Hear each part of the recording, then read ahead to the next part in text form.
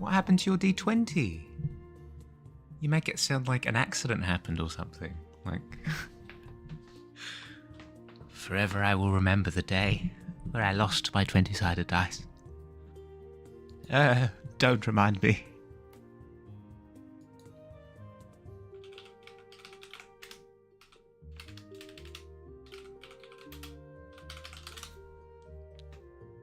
When's it gonna happen? When's it gonna happen? Oh, the suspense is killing me. Oh, jeez. Any second now. You lost it in a move? Ah, yeah, I can see that. I can see that happening. Yeah, I can very easily see that happening, actually. D20 got into a rolling accident, needs a cast. Oh, no. Well, we're about to change scenes. And everybody knows what that means, right? Let's see it. Let's see it. Who's going to win? Oh!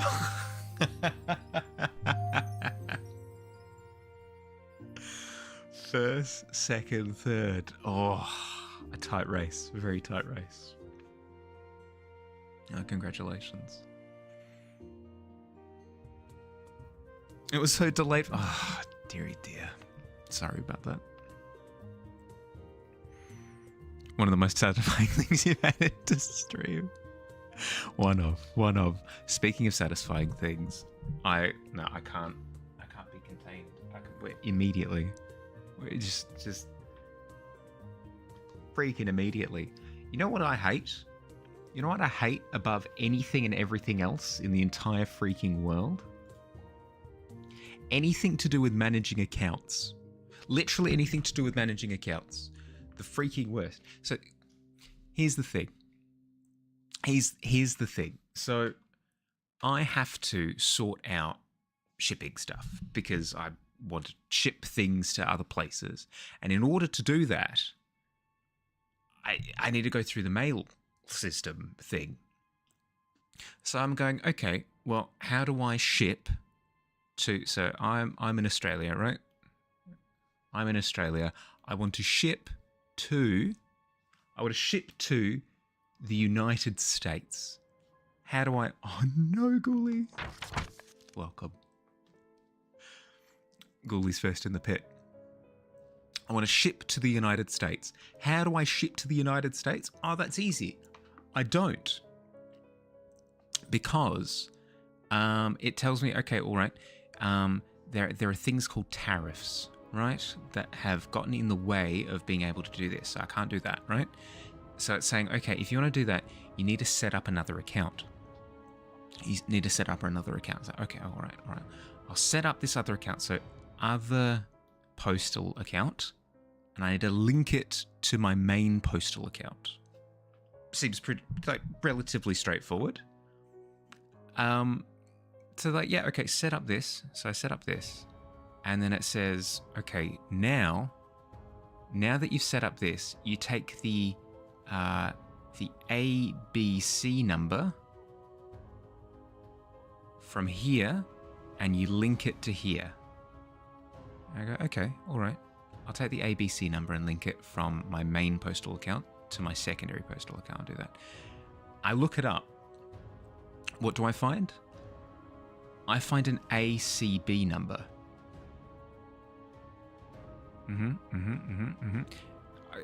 I go, okay, well, is that the same thing? I Google it. I go to Google. I go, how the frick, where find ABC number? And it goes, yeah, no, you find it.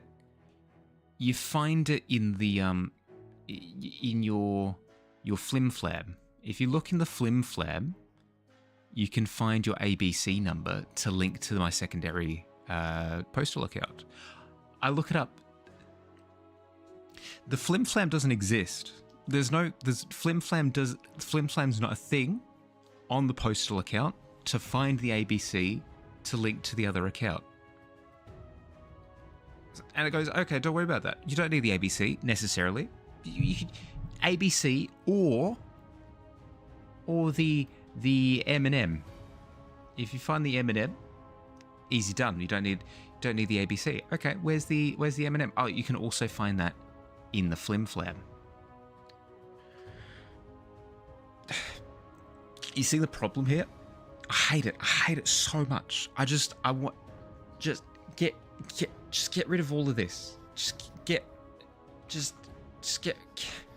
rid of all of this. Why are we doing any of this? I just want to.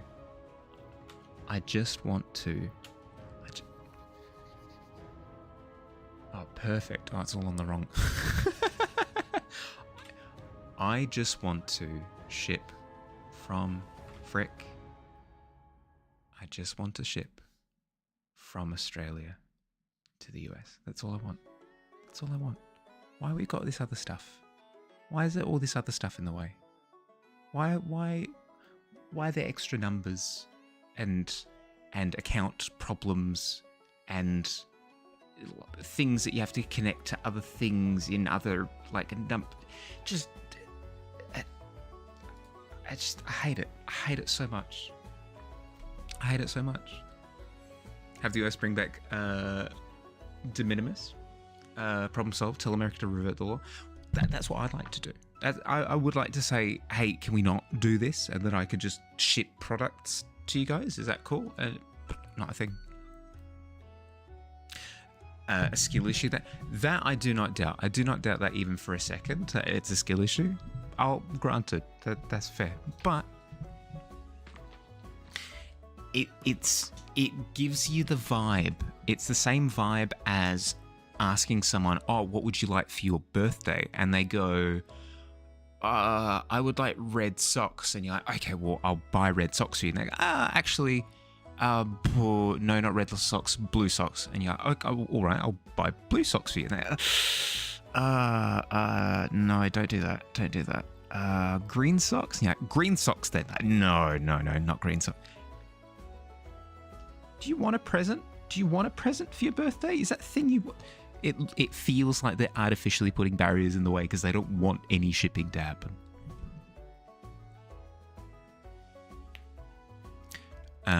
Start using the method I use for illustration. Seems way more your style. Not good at line art. Do you have a good eye for critique and tons of patience? Yeah. Just literally just paint. Paint until it looks good. My strat. Typewriter enthusiasts are in shambles because it's just not worth sending anything to the US, even from the carriers who still do it, which aren't a lot. Yeah, I didn't even share the worst part. I went through all of that, all to find that I can't even ship to the US until the 25th of September anyway. I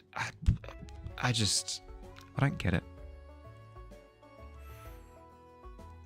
Sounds like I'm dealing with you. Similar vibe, yeah, in terms of birthday present buying. Yeah. Ship to Australia is like an extra $20. It super is. Cloud mentioned earlier today something genius. He was like, well, wouldn't it make sense to find somewhere local in the US, send my files to them, print locally there, and then distribute from there? And that makes way more sense. It'll probably have to wait until like my prints are a little bit more popular, but that's actually an excellent way to go about it, because then it means I don't have to deal with shipping costs at all. It's all like local shipping costs, which are way more friendly. Way more friendly. Has a headache? Way better today. Way better today, kitty. As I said yesterday, I got the drugs working, so it added like a blanket of warmth over the top, but I could still feel all the tension underneath. You know, when you still kind of feel dizzy, it's really difficult to concentrate, and you can feel kind of like a throbbing sensation. It doesn't hurt, but it makes it really difficult to concentrate. I had that all of yesterday, but I woke up today, none of it. Gone. Cured. Even have a Wacom you barely use. The only thing you've ever done were on Aspirate. Now's the perfect opportunity to do it. I did something similar where I had a bamboo for the longest time, and I didn't really do much with it. But I eventually got around to utilizing it more often. It's Bahali time. Sorry, I missed these messages while I was having a yell. How you going, Ghoulie? Welcome. Great to hear. Thank you for checking on me. All right, so we got a lot distracted on Monday. Very distracted on Monday. So today I want to just put down as much paint as possible. It doesn't need to necessarily look great. I just need to get like color done in mass, and then I can en masse, and then I can refine afterwards. Just get color down. Pigeons there, Moltres is there. Ho-Oh needs to be behind Moltres. There. Ho-Oh. Heading out to the thrift store again. Don't know if want the typewriter gods to bless you, but you don't want them to not bless you either. So, say that you're going to the thrift store, right? And while you're there, you drop your books, and then a very cute typewriter bumps in, goes, oh, would you like me to help you with your books? And you're like, yes, please. Could you help me with my books? And then the typewriter leans down and helps you pick up your belongings. And then you pick up your belongings, and then you notice that the pair of glasses that the typewriter was wearing fell off while it was helping you pick up the books. And you're, let me get those three. And then you knock into each other, and you have a little meet cute moment. Are you buying that typewriter or not? I guess is what I'm asking. In order to do that, yes, yeah, okay, perfect. Take the bucket of paint, throw it at the canvas, guaranteed to get the most amount of color at once. Oh, perfect. Yeah, perfect. Yeah, I'll do that immediately. Working a lurker? Sounds good, Fire. Sounds good. Welcome. Have you seen those videos, though? There are art videos that go viral where essentially a bunch of people with buckets of paint, they chuck them at a canvas and they start working into the paint. You're like, oh my god, what are they going to do with it? Oh my god. Oh, yeah, I'll see if I can come up with an example. Fresh layer. So what they'll do is they'll be like, let's just big streaky pink bits, and it's like, how are they going to use the pink? And then they go, you know what, green. So how are they going to use the green and the pink? This is incredibly exciting. And then by the end of the throwing paint on process, they've just colored the whole canvas blue. And you're like, okay, why did we do the the pink and the green bit if we don't have any of the pink and the green bit in it at all?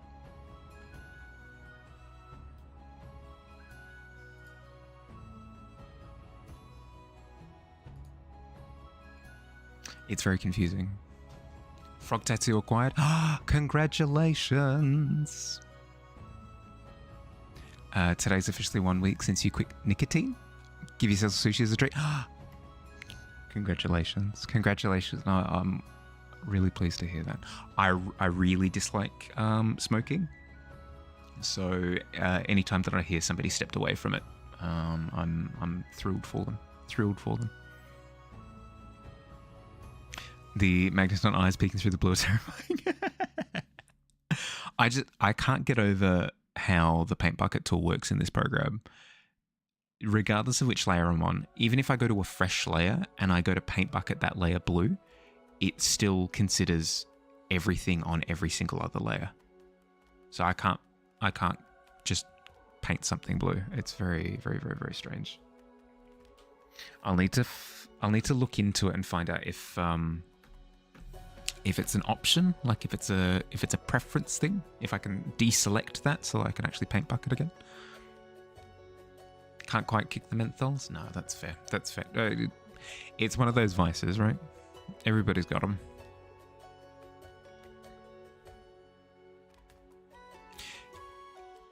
Conveys the layers we hide under a generally pleasant exterior. The covering of the paint with the sky blue represents the feeling of freedom, and it's fake. Those other feelings are still under. The green and the pink. Yeah, they're still lurking underneath. No, I can see that. It's part of the performance. I see. Yeah. How to go to the subtool is a setting. It is a setting. Oh, let's have a look.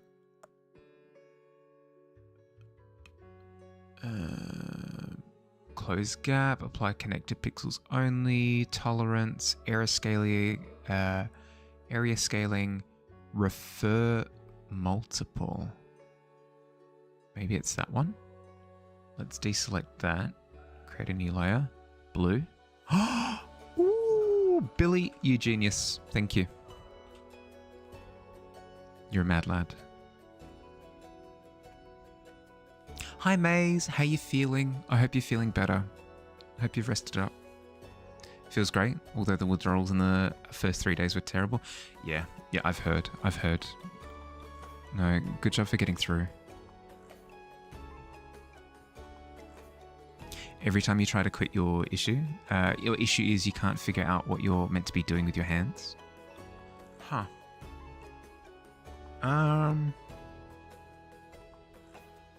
This is going to sound really stupid. You're going to laugh at me for suggesting it. You're going to laugh at me. You're going to laugh. You're going to There's nothing I can do to avoid you laughing. But it's my sincere recommendation because it helps me. It legitimately helps me.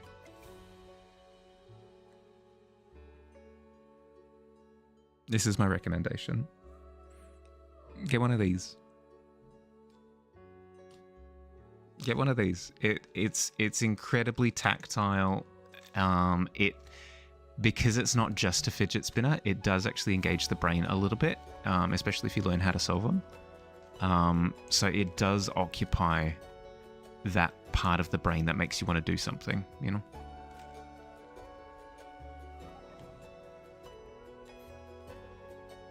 Much better for sure. Can art again, and now you're chest high in learning pixel art. Nice! Yeah, pixel art has been all the rage recently. I've heard a ton of people have been talking about getting into pixel art, either getting into pixel art or continuing pixel art projects that they've started previously. Finger puppets. Could you imagine? I'm getting the urge again.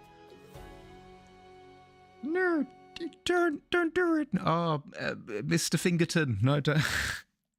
Mr. Fingerton. Color wizard in both painting and Rubik's Cube. True. 100%. Don't get the Rubik's brand though. Get the competitive level ones. They're a lot smoother. Yeah, this one is a GAN. GAN. Incredibly satisfying to interact with because they put magnets in the corners so that they snap. So when you turn it, it snaps into the row, and it means they're also quite loose. So it means that you can turn them without really running into the problem of it getting stuck. Whereas if you go with main brand, it can get a little bit clicky.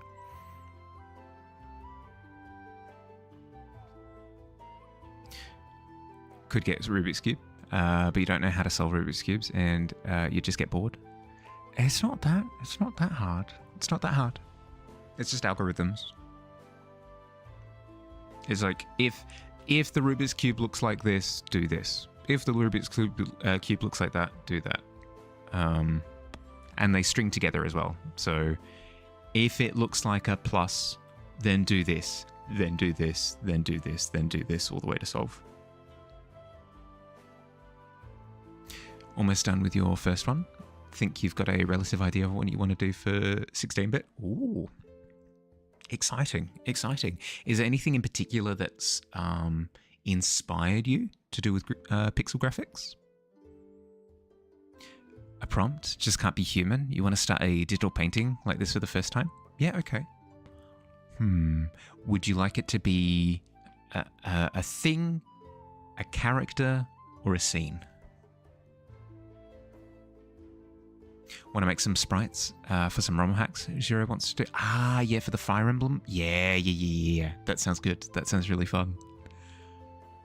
Bouncing a tennis ball in your bedroom wall keeps you entertained for like a solid 40 minutes the other day while you're watching an ARG video. Well, there you go. Yeah, it doesn't have to be a Rubik's Cube, just something to keep your hands busy. Never understood fully pixel art, but you're kind of impressing yourself, not gonna lie. There you go. I would highly recommend looking into pixel artists because some of the miracles that they can pull off with pixels are ridiculously just jaw-dropping. a thing, you think? Something organic you can fudge a bit while you're learning the techniques? Okay. Let's go with a teapot. A teapot.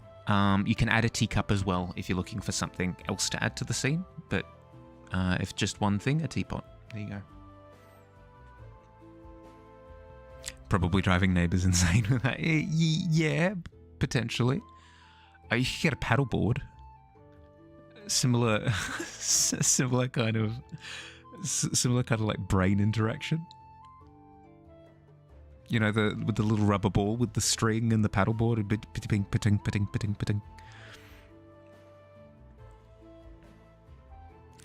You know of a few. Watched a ton of tutorial videos. Oh, nice. Roger. Good luck. Godspeed. You'll be blasting music out your window in the middle of the day. Never really complain. So, man, you're probably correct, especially if you're hitting that on a neighbour's wall. Yeah, probably not the best. Tea time? Seems like it. I've got tea on the brain. Had a fever dream while you were sick. So yay learning. Ooh. You had a sick fever pixel dream. Interesting.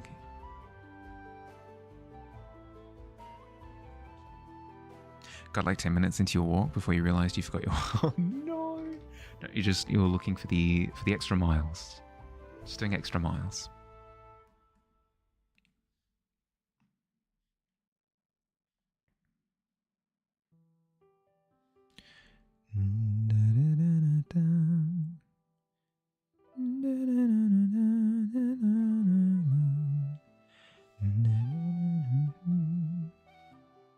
It's always tea time. It is always tea time, yeah.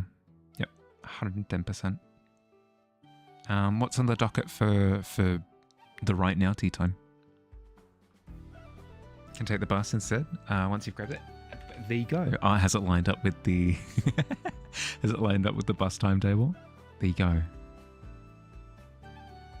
Your body just knew. Subconsciously, you're like, I have to procrastinate. I have to. Otherwise, you might not get out again. Mm-hmm.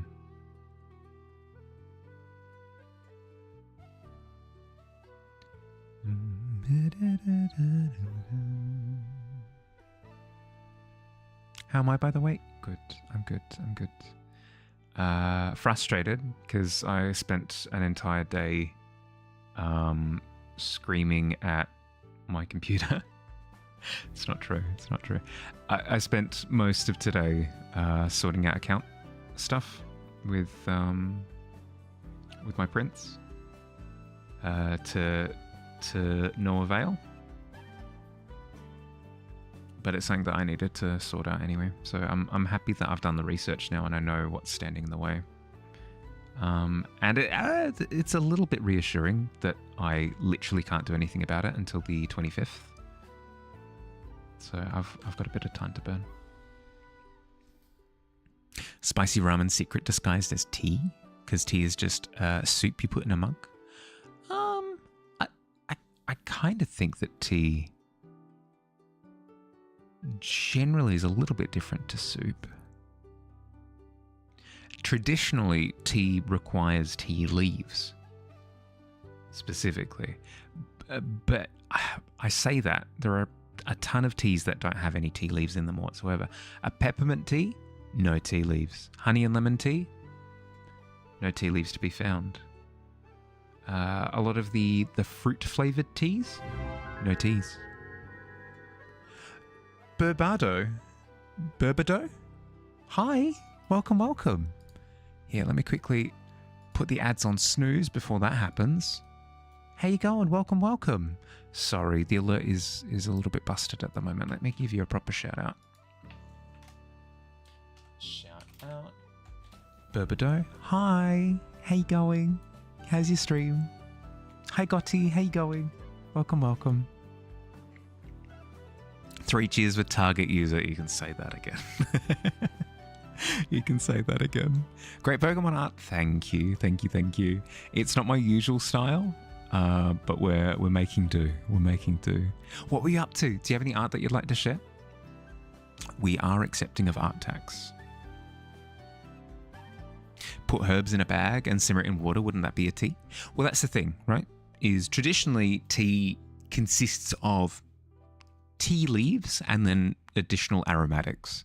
But we've kind of strayed from that. So we're getting to the point where you totally could be like, yeah, ramen is tea. I don't think we've quite hit there yet, but the term is getting stretched and stretched and stretched. We're getting there. Burb, show some of your Wrangler art. What's Wrangler art? Do I want to know? Like, for example, boba is just cold tea with dumplings. Kind of, yeah. Kind of. I do not have to see the Wrangler art. Thank you. No, I appreciate it. If you do have some art that you would like to share, please do. Either sending a link directly through chat or through the Discord, either works. If you've got to look after yourself post-stream, by the way, please don't let me keep you. But if you're looking to chill for a bit, happy to have you. Either way.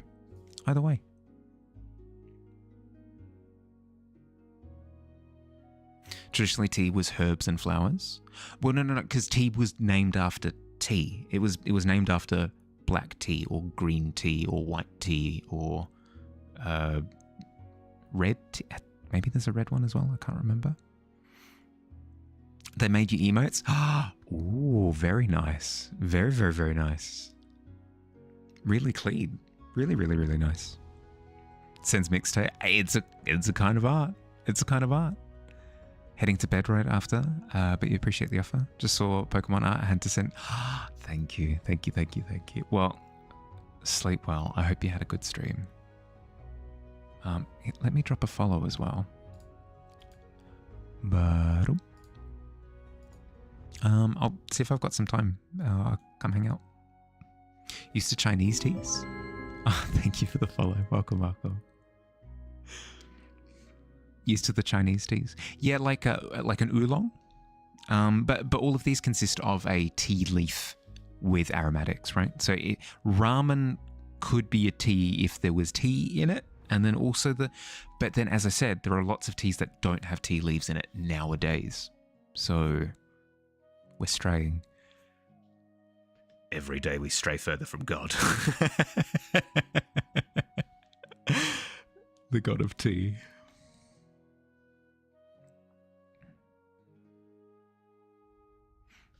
Night burp. Sleep well, bud. Thank you for the raid. But yeah, to everybody joining us for the first time, hi, how's it going? My name is Bahali. Lovely to meet you. I'm a freelance fantasy artist, so I do character portraits, I do scenes, I do just like little things, characters, landscapes, that kind of thing. Yeah, hope you enjoy your time here. Officially have your wallet again. At least you had. Good luck with the elevator both times. Nice. There's something unbelievably satisfying about pressing the elevator button and it immediately opening. Oh. It breaks that anticipation. You're like, I'm going to press this button and then I'm going to wait for a million years and there's nothing I can do. Oh, it's here. Like a blooming tea is just flowers, no tea leaves. Correct. Yeah. Well, it's probably not a recent thing where it's like a jasmine tea, for example. Yeah, it's probably not a recent thing, but I do know that like tea got its name from tea leaves, right? So I imagine it started with just like a black tea, and then built from there. You always just take the stairs. Is that proactive or pessimistic? Proactive in the sense that you don't want to wait around for anything, or pessimistic in the sense that you just assume that the elevator's on the top floor. Hi Minnow. How you going, bud? Welcome. Did the game code work for you the other day? Minnow, if you've had the chance to check. Live on the 4th floor, so unless the elevator is on your floor, it isn't worth it taking over the stairs. Chilling on the floor both times. Hey, there you go. I've had to deal with elevators recently that don't show you what floor the elevator is currently on. Those are the worst. Those are the worst, because then it's pure gamba. It's pure gambling at that point.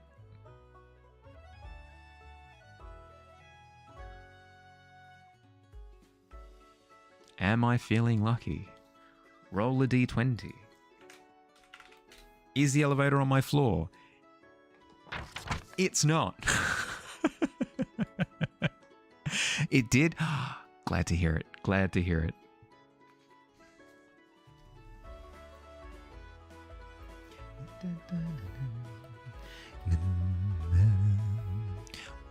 One at the beach used to take your client in because he was in a wheelchair, then think shunted to a stop midway, just grinded its way to the bottom. As in, like, the hydraulics stopped? That sounds terrifying. Yeah, no, don't do that.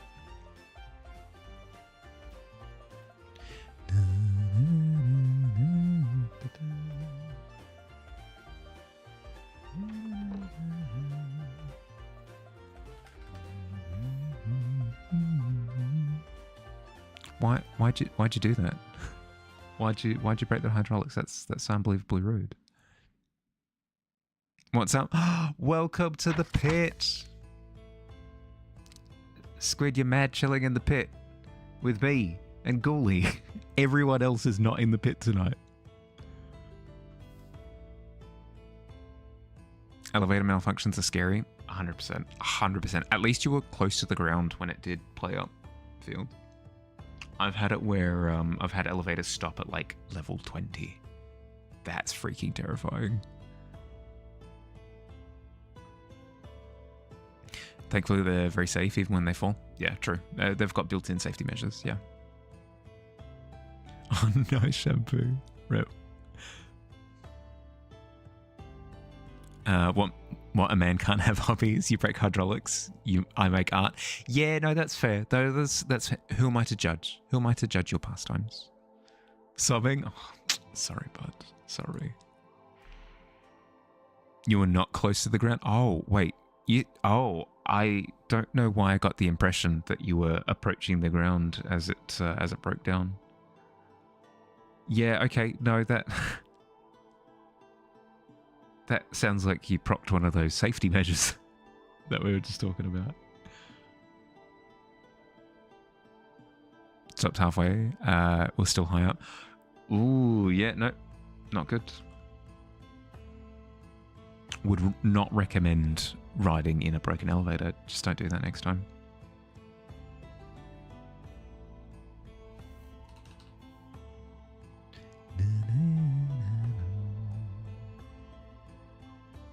How things been going with the art? Yeah, good. I've been getting distracted a little bit. I'll be the first one to admit. So progress on it isn't as fast as I'd like it to be. But all in all, I'm pretty happy with its current direction. It's going pretty well.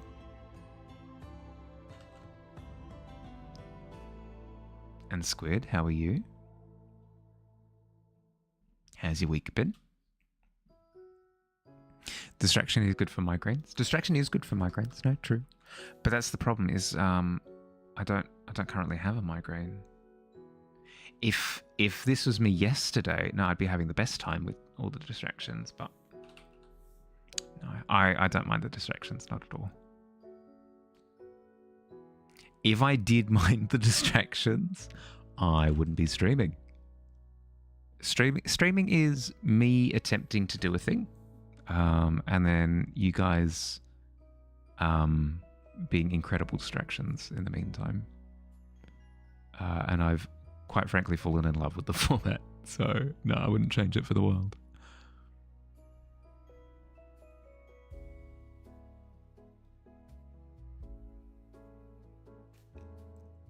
Wizard spell, tummy ache and migraine. Ooh, no, that's a bad time. That's a bad time. Especially if it bounces. If the spell bounces, ugh. Had a test in your business class today, so yeah, kind of tired. Fair. Still planning stuff for your birthday this weekend. Ooh, yeah, full on. What plans we talking? Bungee jumping, right? I can already tell. Squid's a bungee jumping kind of guy. That's the impression I get. You come bringing shiny trinkets. Oh, ooh. What kind of shiny trinkets? Wizard spell nose whistle as well. Nose whistle as in intentionally like playing a recorder with your nose, or as in you've got congested sinuses and every 5 seconds you whistle out of your nose as you breathe. Also, fog by glasses up, frick me. Well.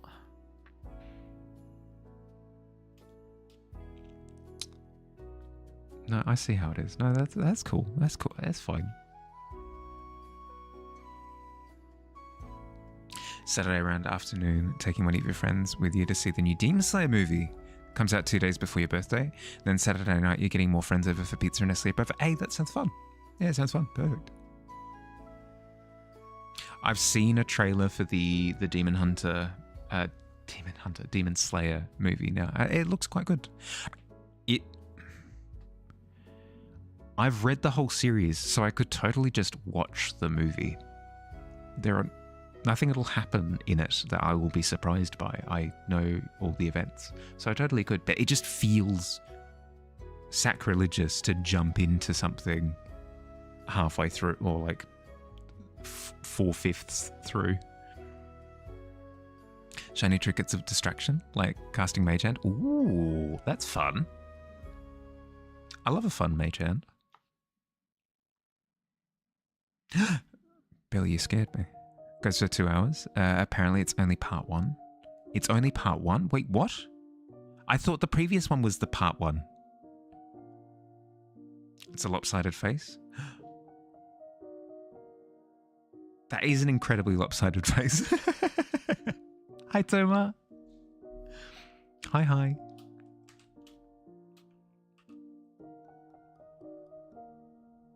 How'd the con go on the weekend, Toma? It looked like a lot of fun. I didn't get all the images just because I had a pretty hectic weekend, but from what I saw, it looked like a ton of fun.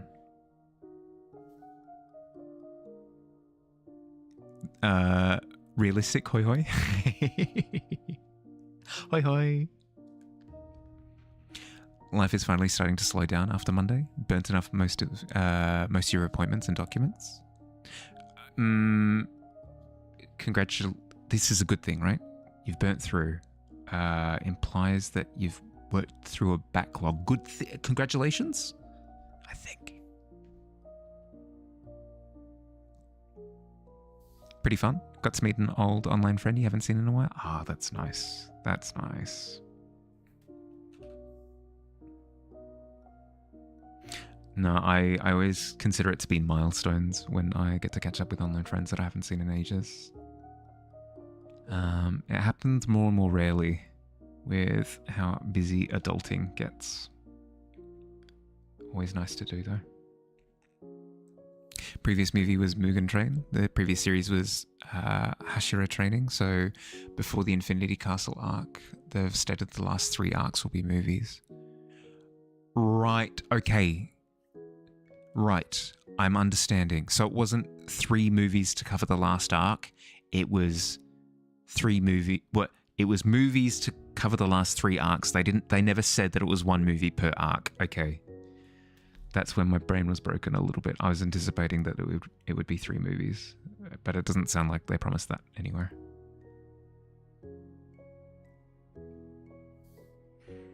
Ew, adulting. All your friends are hate adulting. I know.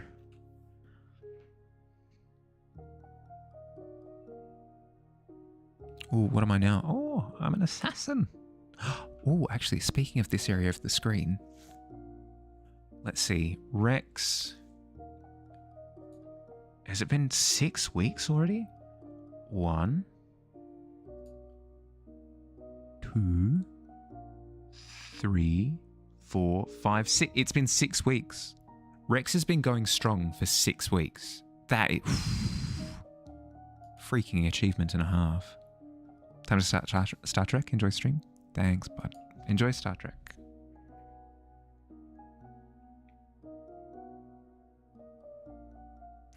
It's been back to back funerals and sending documents back and forth. Hoofing it into town for appointments for about 2 months now. Ooh, finally can wind down a bit. Yeah, no, good to hear. Not glad to hear that you've been so hectic. Glad to hear that it's starting to wrap up.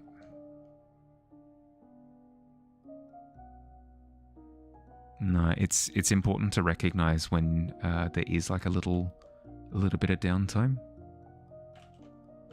to properly recover.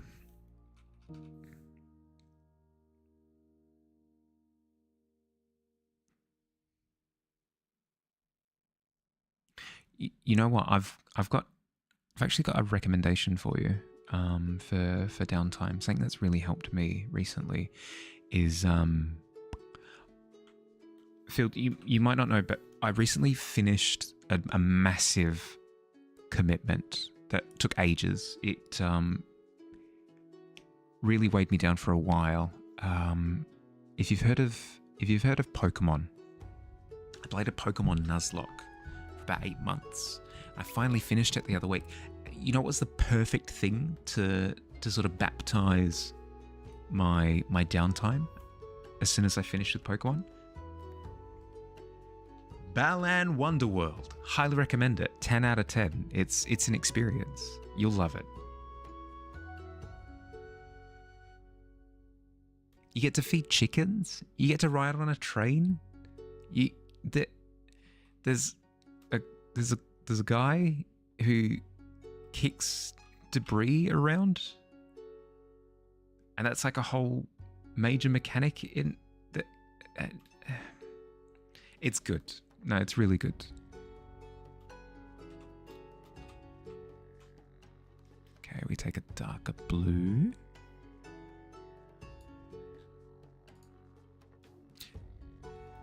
You were interested? Like, Mahalo, you're going to say something really profound? I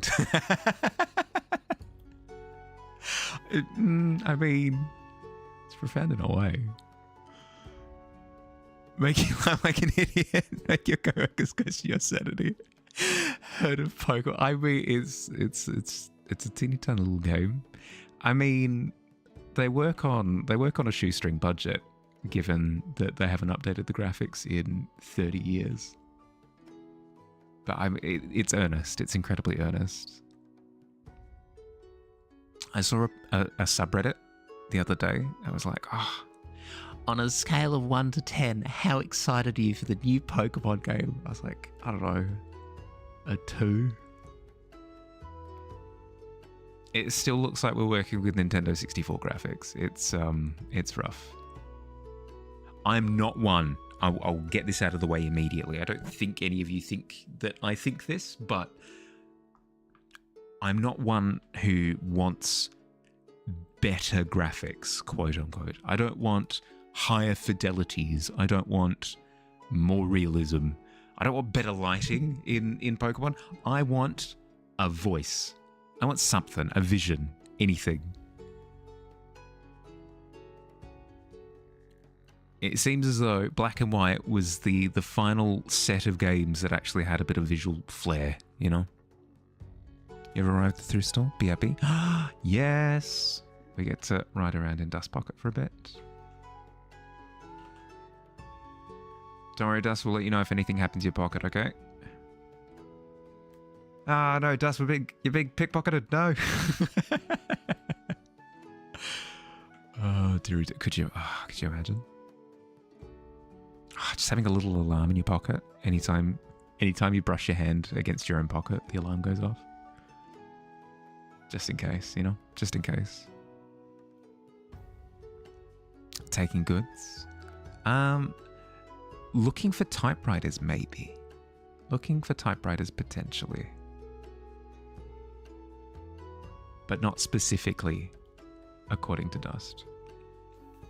Makes sense. Past few games seem to be the embodiment of generic. Really weird considering how many cool and quirky creature designs they have. Well, that's the thing, right? Is they've got such a good runway to fly the plane of creativity off of. I don't know. Could you imagine Pokemon with like, I mean, maybe not voxel graphics. Voxel graphics would look a little bit wonky. Cell shaded is what comes to mind almost always. Cell shaded graphics. Octopath Traveler and the company behind them. Let me quickly look it up so I'm not misquoting. Octopath Traveler developers.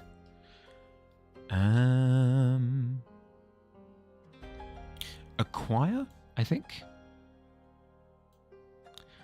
Square Enix, Acquire, Doki Doki Grooveworks, Square Enix. Okay, 3 different versions of Square Enix, Acquire and Doki Doki Grooveworks. Regardless, the 2.5 HD whatever graphics that Octopath Traveler has. Could you imagine a Pokemon game done in those? There's a new game coming out called The Adventures of Elliot, I think. I think that's what it's called. That aesthetic for a Pokemon game would be sick. If you really don't want to do mainline in that style, do the remakes in that style. Because, Diamond and Pearl got remade recently, and it was made into, like, the most generic nothing game graphics ever. It was incredibly upsetting. But yeah, so like cell shaded or the 2.5D style, or I don't know, where you do like the over exaggerated line work, almost like ink strokes. That kind of thing with Pokemon would be sick. Anything, literally anything under the sun. Just a smidgen of, yeah, exactly, Liz, 100%. I thought we were stealing Pocket Lint. I mean, if you steal Pocket Lint, I'll look the other way. Gonna stream Cryptmaster next time you go live, but from looking at it and watching Mandalore's review of it, I think I'd enjoy it. Think it's funny. What's it called? Cryptmaster. Let me quickly jot that down. To-do list. Look into Cryptmaster game.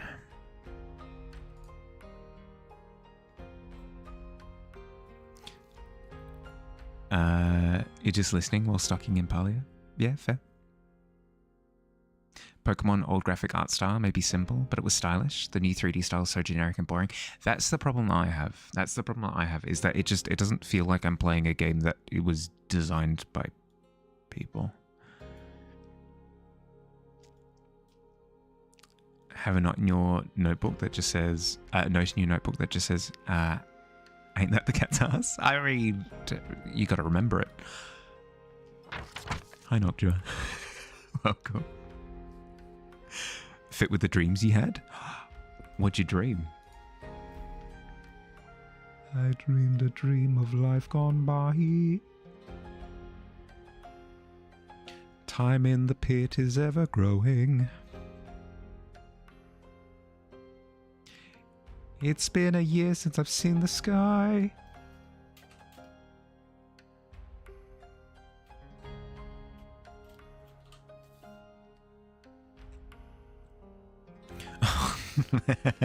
Welcome. Oh my god! Oh, we started with such strong rolls, really strong rolls at the start of stream, and then everyone got jealous of pit time with Ghoulie.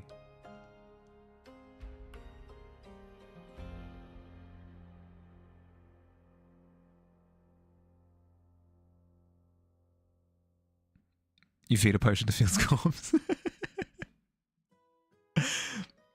Fields has been stuck in the pit for about a week now.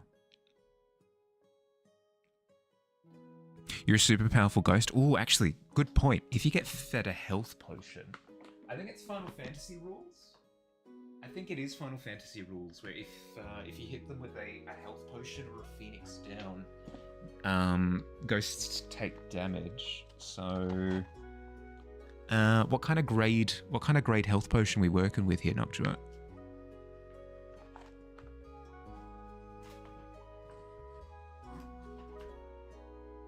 You didn't say it was a health potion, though? Yeah. What is the implication, though? Okay, all right. Come up with 3 options in your head. If I roll a 1 or a 2, it's the first option. If I roll a 3 or a 4, it's the second option. If I roll a 5 or a 6, it's the third option.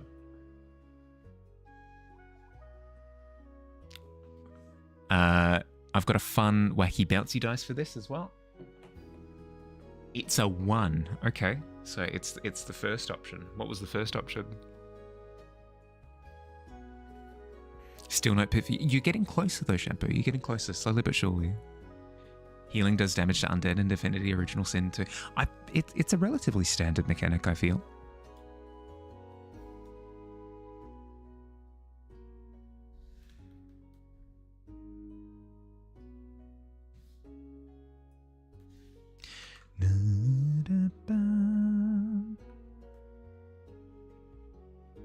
Think it was a potion, a poison potion, please. No. We have to wait on Noctua for the verdict.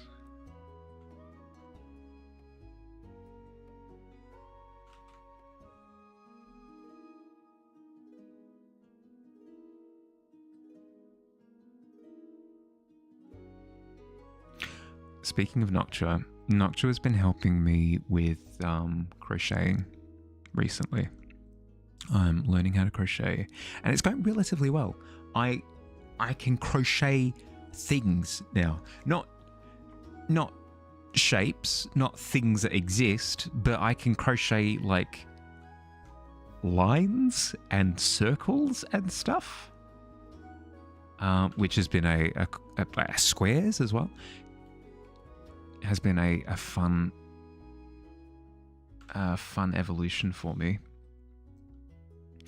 and it's going relatively well. I will admit, though, that each time I do crack a new technique, with their help, of course, I do feel like a little bit of a god complex start kicking in.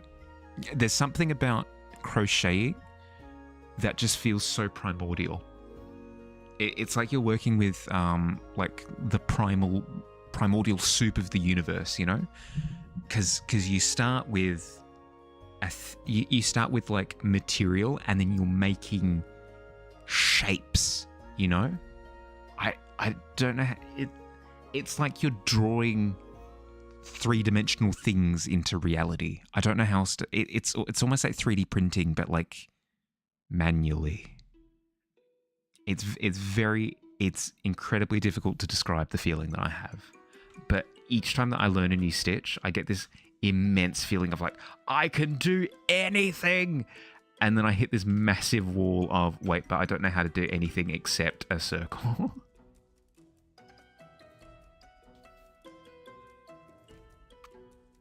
Can I do a magic circle? I can do a regular circle. Here, I'll show you what I've got so far.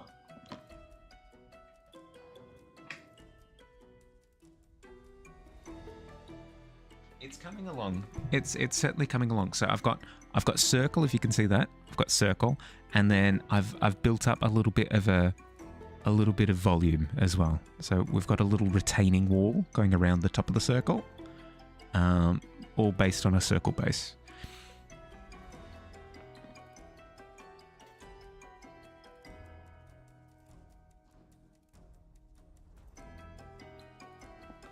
So it's a circle in the most simplistic of senses, but still like a circle nonetheless. It's very fun like that, yeah. I don't know. I don't know how to put my feelings into thoughts, but it just feels like you're building primordial blocks. Restores the corpse to a good, healthy condition. Turns the skin more green. Warts grow on it. Permanent air freshener has been put on it. Ooh, okay. It sounds like it's restorative.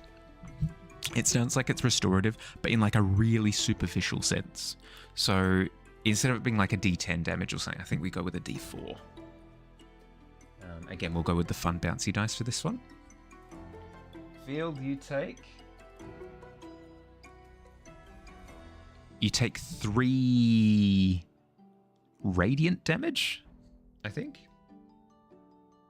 I think that's how that would work. Describe feeling satisfaction of creating a thing as a god complex. I mean, but it's... I don't know how to describe it. I imagine I would get a similar sensation from literally building a house. Yes, it's stupid, but it's the feeling that I get. Also, like, I end up with 3D objects. Yeah, it's just weird. It's just weird because all of my creative ventures always are in 2-dimensional. So as soon as you move it into 3-dimensional, it's blown my mind. No cute typewriters at the thrift store. Is this an okay thing though? Because you've just recently purchased 2. Made to help preserve, like gentle repose. I reckon if D&D had the if D&D had the Final Fantasy-esque any sort of restoration leads to damage mentality, even something like a stabilize the dead or whatever that cantrip is that just like stabilizes somebody from dying, I think that would still do damage to undead. D&D doesn't do that though, because they do the whole no, you just use radiant damage. There's no interaction with healing, which understandable because you can have player characters that are undead, and if you just couldn't heal them, that would be a bit of a problem. Somewhere in the pit market, you're shopping for potatoes in your ghostly form. Feel a slight sunburn sensation. Wallet and storage space are happy you're not. Oh, it's the dichotomy. Ooh, a 12. Everybody sat in the tavern sees a hand emerge as Ghoulie gets purchased and climbs out of the pit. Dreamt that the project you're currently working on, the yarn cake, had a lot of hidden colours inside. Couldn't see the outside when you bought it, and now the project had spent a lot of time on wasn't going to work out how you wanted it to. That's one of the rudest dreams ever. Because at least if it's ridiculous, when you wake up, you can be like, oh, what was that? That was stupid. But if you're picturing a really realistic scenario playing out, you're still hit with those really depressing feelings afterwards when you wake up. No, it's awful. Sorry, bud. Always assuming D&D rules in here. That's fair. We play it fast and loose. It's been so long. It's been 84 years. I don't even think the quote is 84 years, but I keep falling back on that. I don't know why. Okay, Lugia has color. Okay, we're moving on. We're not rendering. We're just putting color down. Splash in the background at the very back. Splash 2. Wasn't cast on field spirit, just their corpse that they left. That's fair. I do like the idea of Field as he describes being in a grocery market purchasing potatoes and then going, what happened to my body? I like the image, so I'll stick with it. Had a dream once where you found true love, just a really disappointing morning after that. That's a good point, actually. really positive dreams. I don't know. Even if I have really positive dreams that don't map onto reality, I'm still hit with a positive feeling when I wake up. That carries over. It's almost like the logic of the situation doesn't really play out. Just the warm fuzzies stick around. The yarn suddenly had light blue, pink, and purple in it, and you're like, I'm going for fire. This is fire like it all.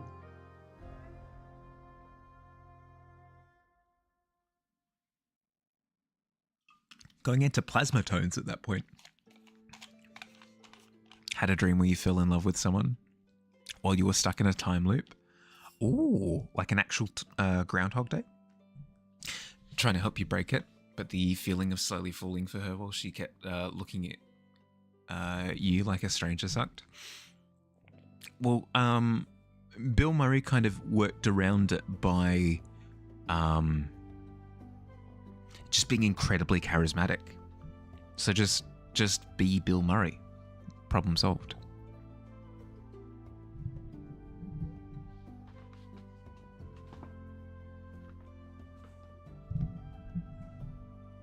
Okay, all right. Splash.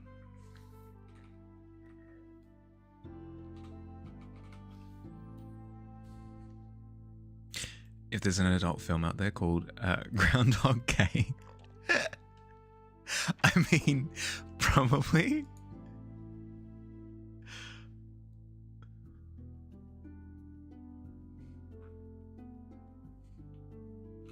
Surely it has to exist.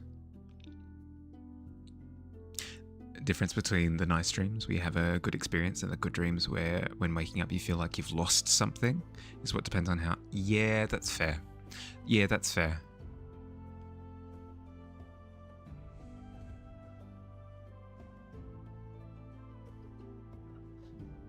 But then again, it's the classic. It's the classic. No, don't cry for what you have lost. Smile and laugh for what you got to experience. You know, like. I feel like there's an altruistic, optimistic take on that leaves you happy no matter what happens.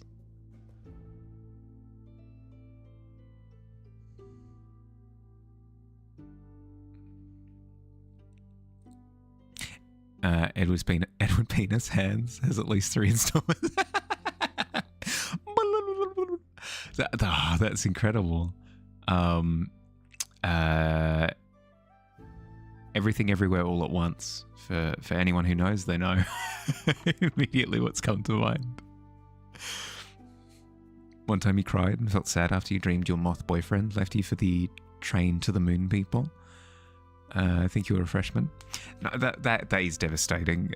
Thinking of the life that you could have had with your moth boyfriend that's devastating. I'm sorry for your loss. Should write down that time loop dream at some point. It was kind of cool. Yeah, okay. Even if you can't match the exact way that it played out or whatever, even the concept in and of itself is quite fun. Definitely something to grab. Best movie ever, hands down. You Will Die on That Hill. So, Fire, when you say it's the best movie, are you talking about everything, everywhere, all at once? Are you talking about the movie that Dust dreamed about of being in love with someone stuck in a time loop, or are we talking about Edward Penis Hands? Because I think we were talking about a few movies at the time. I haven't seen Edward Penis Hands, so I'm not sure of how satisfying of a watch it is. But if it's anything like everything, everywhere, all at once, then I reckon it's a good time. Had a few dreams you wrote down for stories. I'm going to sound like a broken record, but I've got a few paintings that I started as dreams. The Dreamscape does excellent things for inspiration. I really enjoyed Everything Everywhere All at Once. Really, really, really fun time. Field Stream is a close second. Fair.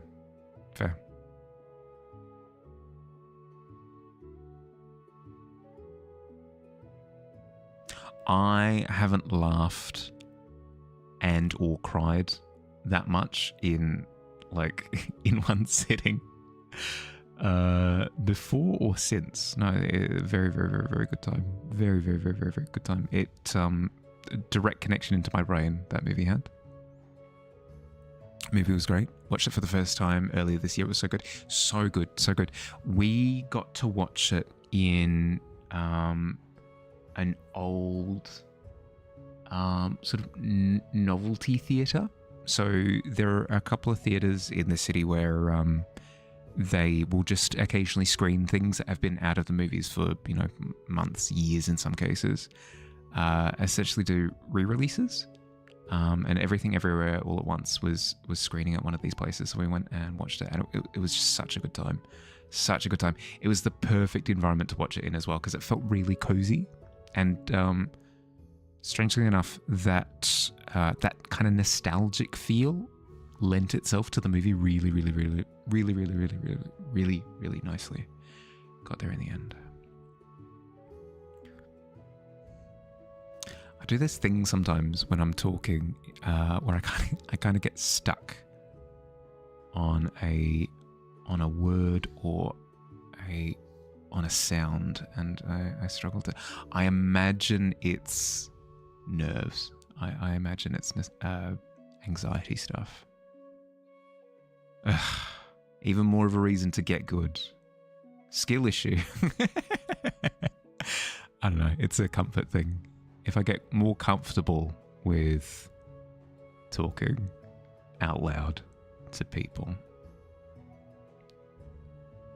I don't know. I'd like to think that I'm better at communicating than I was 6 months ago. Maybe I'm not, but it's a lovely little lie that I have in my head.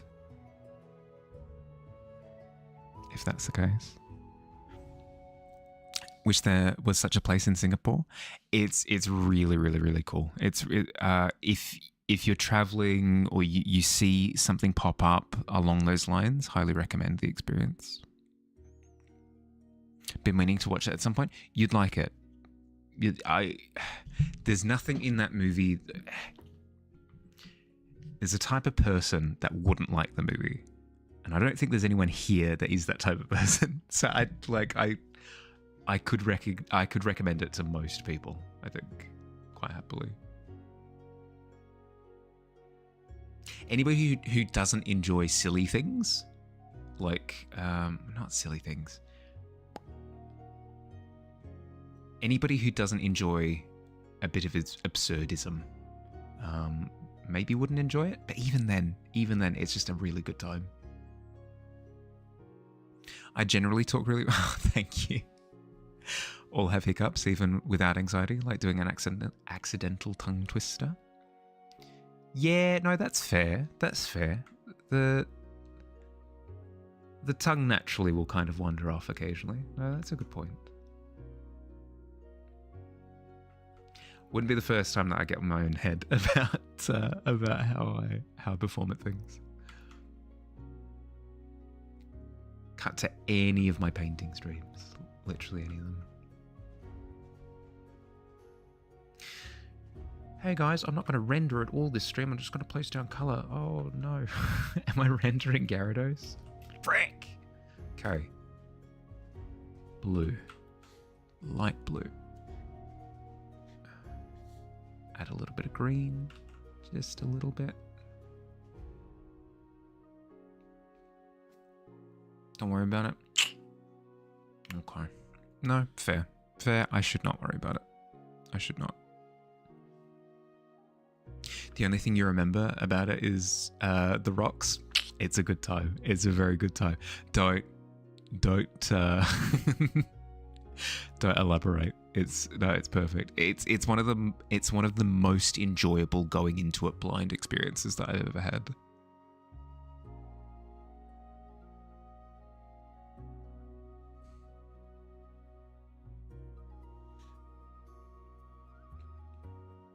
last stream you did was you were just incapable of reading, kept pronouncing stuff weird. Don't know what happened. Some wires got crossed or something. So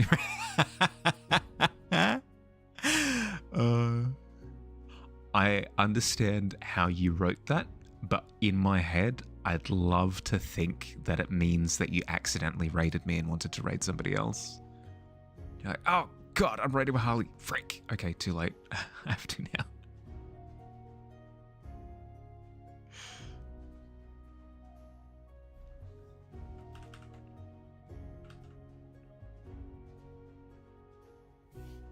Real skill issue was my anxiety all along. What's that over there behind that rock? It's anxiety. Camera? Hello? What did you zoom in on? Okay. All right.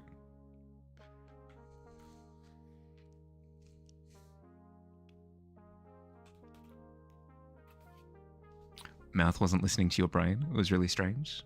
No, you just say don't care. Stay or leave, but you're ready.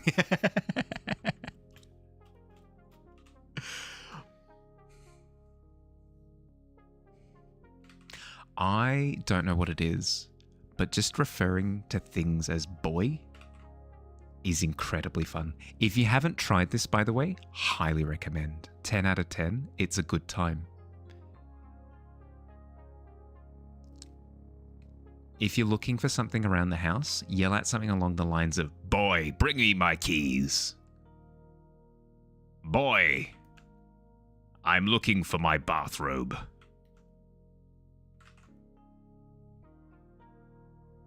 So when the most recent iteration of God of War came out and Kratos started yelling boy at his son, I got unreasonably happy. I was like, yes, finally, a game for me. It's so funny. It's I can't stop laughing anytime I see any footage from Game of Thrones, God of War. It's so funny. Camera felt anxiety too. Oh, who am I to judge the camera then? No, that's on me. That's on me for judging. Every time you replay God of War, you do that. It's so good. It's so good. When I was visiting Billy, there was an art installation that was part of the gallery that we were visiting, where it was a child precariously teeter-tottering on top of a bunch of stacked chairs. And am I an idiot? Yes, I am. We'll get that out of the way just from the top. I may or may not have said out loud, "What are you doing up there, boy? Get down this instant." It was, oh my God, it's the gift that just keeps on giving. It's so good.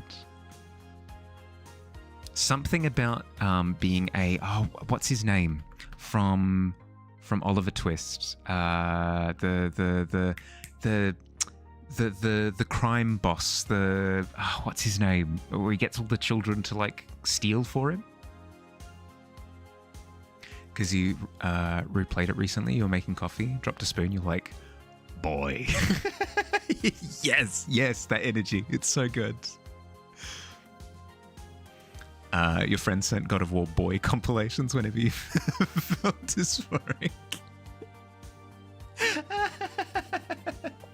Incredibly affirming. Yep. I have to look it up. I have to check. Otherwise, my brain is going to go ballistic. Oliver Twist, leader of the gang of boys. Is it Fagin? Yes, it's Fagin. Yes. Being a Fagin type character. I mean, obviously, he's a terrible person and you should never aspire. But it's still...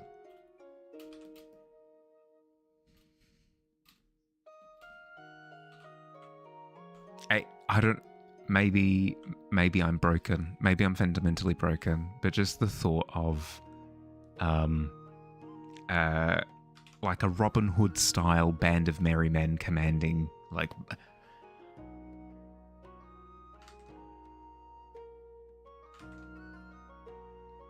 boy. It makes me laugh. It makes me laugh every time. It's the fastest, easiest way to get a chuckle out of me.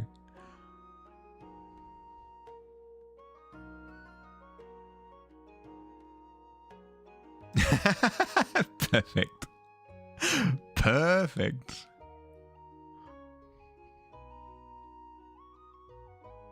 Along the same lines, referring to things as my son is incredibly addictive as well.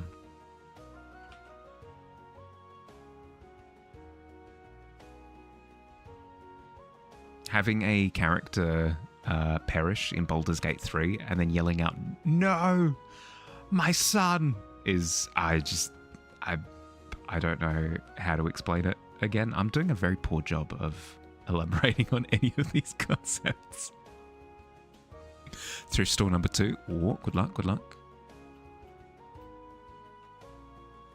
Yeah, look how they decimated my boy. Yes, exactly. Here comes the boy. Hello, boy. Welcome. Ah, oh, it's so good. So good.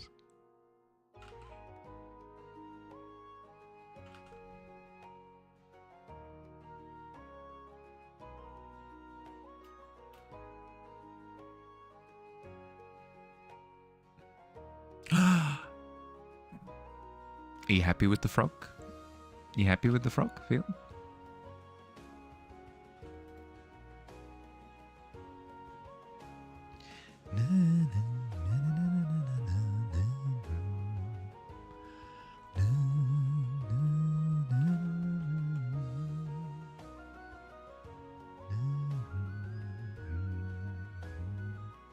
It's on forearm, so it's hard to show off.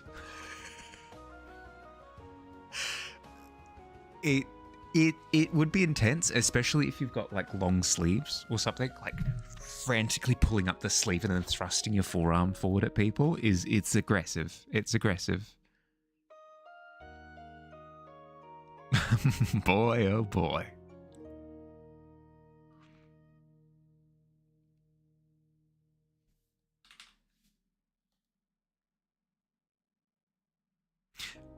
There's a stable around your D&D table.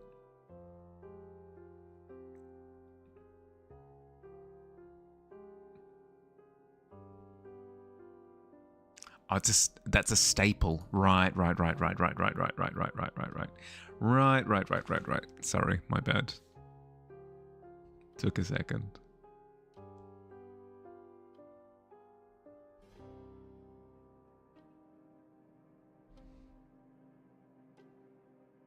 My brain was like, silly Bahali. Stables are for horses.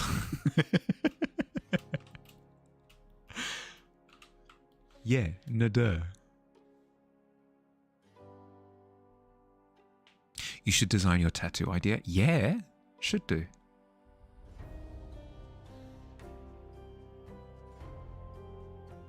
Only halfway started. Are you still in the planning phase, or are you starting with drafts?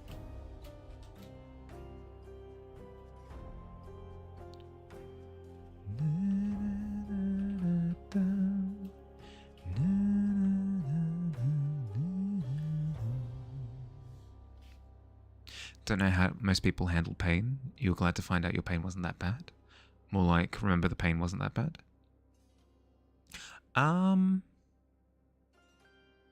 Is the forearm known for being particularly painful? I thought it was like the neck. I thought neck was like as bad as it gets, or at least close.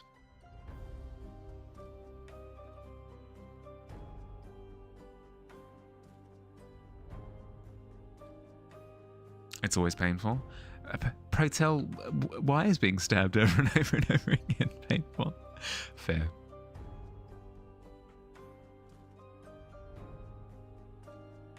Do the first round of what do you want to use to represent this idea, plants or stars. Decided on stars, so next step is making star constellations. Right. I remember the initial pitch. Haven't had neck tattoos.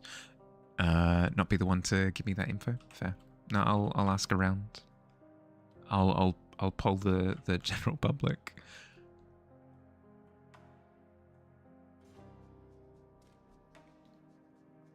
I remember being in a... Ooh, hello? Hi. The lake pond. Welcome aboard. Sorry, as I was saying before, the raid response is a little bit broken at the moment. Let me give you a proper shout out. Welcome. What were you up to? Been splashed by the Lake Pond crew, bringing cozy vibes, a lily pad love, and a wave of fun. Make some ripples in the chat. Happy to have you. How was stream? Hi, the weeklies. Hi. The meatier part of the softer parts under the wrist hurt more. I guess because it was more rounded than the top side. Yeah, okay. But really? Because I've heard that tattooing onto like bonier bits is where you run into a bit of pain. Fair enough.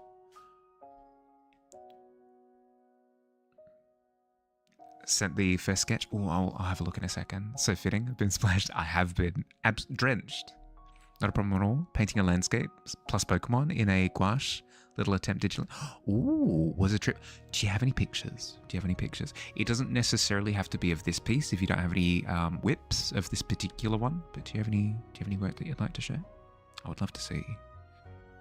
Look who I'm working on. True. I'm currently working on Splash 2. The successor of Splash 1, who died, I want to say, was it session 4 or 5? Splash 1 was not long for this world. Grab a few if I want you to. Yeah, yes please. Either directly in chat or over the Discord. Either works. Whatever preference you have. But yeah, welcome everybody. Hi. Lovely to meet you. My name's Bahali. I'm a freelance fantasy digital artist. I do portraits and landscapes and scenes, all that jazz, of most of the things that you can imagine, except not safe for work stuff. It's kind of the biggest exception. Lovely to meet you. Hi. The tidal wave one is thank you very much. Actually, something you remember specifically from your first forearm tattoo is underside feels worse. Really? Okay. I can imagine that feeling more tender. No, that makes sense. Like, wrist tends to feel a little bit more sensitive to, like, cold and pressure and everything. No, it would make sense that tattooing onto the wrist would be quite tender. Quickly show off my work. Haven't seen that yet. Yeah, so Bottle threw that together for me. Sorry, not threw that together. Put that together in a very considerate and well thought out process for me. I'm ridiculously grateful. It's super nice to just have that on a button. Really is just the first 5 to 10 minutes.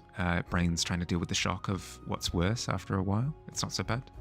The human body is quite decent at acclimatizing to things. I've heard a bunch of stories of people having like lost, a little bit morbid, but people having lost limbs or having gone blind and that sort of thing, and then having grown quite acclimatized to that new quality of life. So it's almost like a shared human superpower that we can quite quickly adapt to things. Chatting about tattoos, worst bits was your collarbone and under your arm fleshy bit.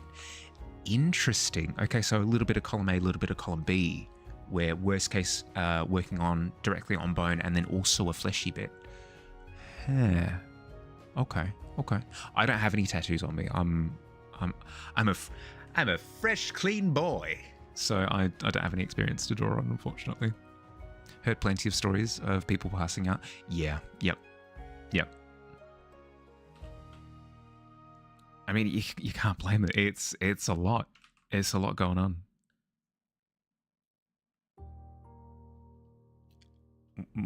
Yours was definitely over your spine.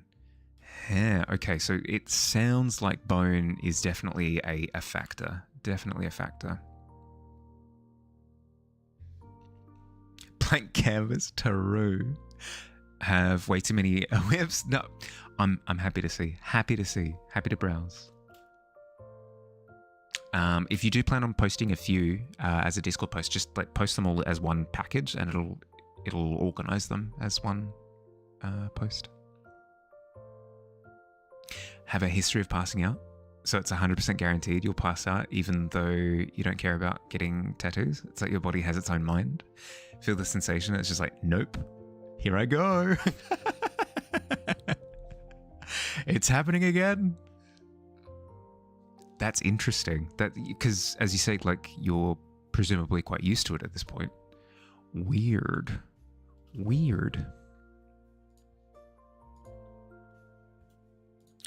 Ooh. Yeah, sick. Love the constellation look. Love the constellation. I think. Oh, what would I go for? I tend to like simpler and cleaner tattoos for me personally. So I think I agree. I think I agree with going constellation. I wouldn't hate this though. I wouldn't hate the climbing vine. I think I do prefer the constellation though. No, very nice. Very nice. Have heard that bone is worst. Have heard others say it's not as bad as people say, but again, having never experienced the bone area, won't be speaking on it for it. Yeah, no, that's fair. That's fair.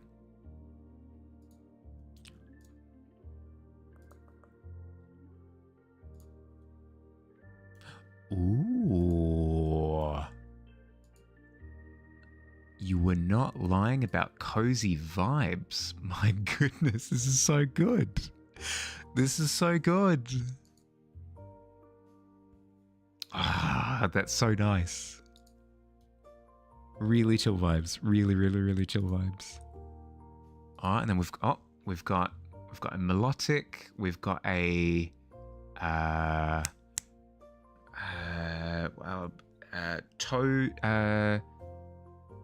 polytoad. Oh, we've got a couple of little polywhirls down the bottom.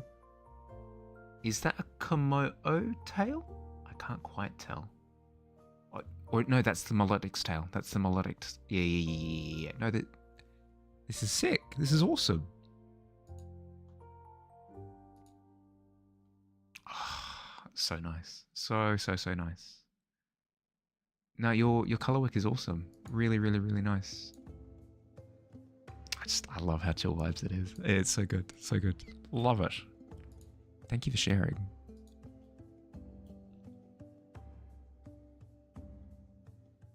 Won't spend too many. Current work in progress is line, since you never finished it. Current gouache, finished trainer profile. I get what you mean. I've got a few that are currently in that situation. I've got a few that just I've started off on them. I've pushed the boat off the pier, and I haven't really touched it since. Heard foot is horrific. Vagus nerve responses differ from person to person. Some are more prone to fainting than others. Yeah, no, I would definitely say it's like a disposition thing. It wouldn't be just like, oh, you're just not strong enough. People just experience it differently. More like clusters and constellations now. Supposed to represent accomplishments. Would be difficult to remember if it was just a single star. No, that's fair. That's fair. How to bring IRL into digital even after 8 years. It was a slow start for me. It was definitely a slow start for me. I started with acrylic on canvas, as well as oil pastels were a big thing for me. And jumping into digital was weird. The layer concept was strange. The idea of not just like working onto pre-existing color, it just very strange. Did get very worried about going into shock as it was about to start, but once the needle hit your skin, just naturally got hard. Focused on the pain. Makes sense. It's almost like grounding.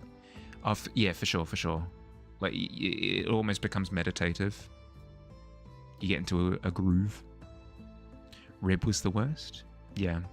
No, it seems like the running theme is like on top of a bone, specifically. Love my style in this bit. Oh, thank you. Thank you. This is, to give a little bit of context, this is my winning team for my first ever Nuzlocke that I finished 2 weeks ago, I think. I did another piece for everybody who was lost along the way. Let's see if I can quickly find it. Here we go. We got a little ghosties. We've got Splash, the OG, Splash 1. We've got Noctua, High Five. Splash 2 actually died as part of the final fight, so he's in there as well. One Quillian, the shiny Noctowl. Pigeon, the Skarmory. Plant, the Weeping Bell.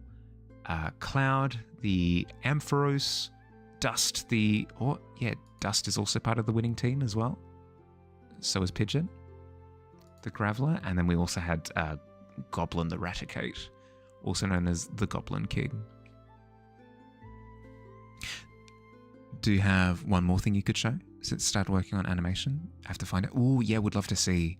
My roots are in animation. Like, I started on Adobe Flash was my jam back in the day. So yeah, I would love to see if you've got it. Be sick as one of those metal panel pieces on the wall. Yeah, yep.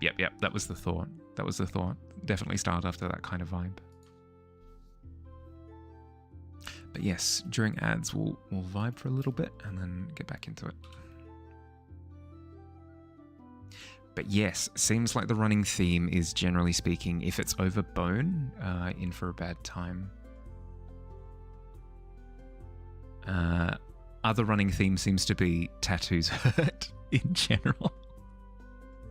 Because you're getting stabbed. And it doesn't feel good, generally speaking, to get stabbed.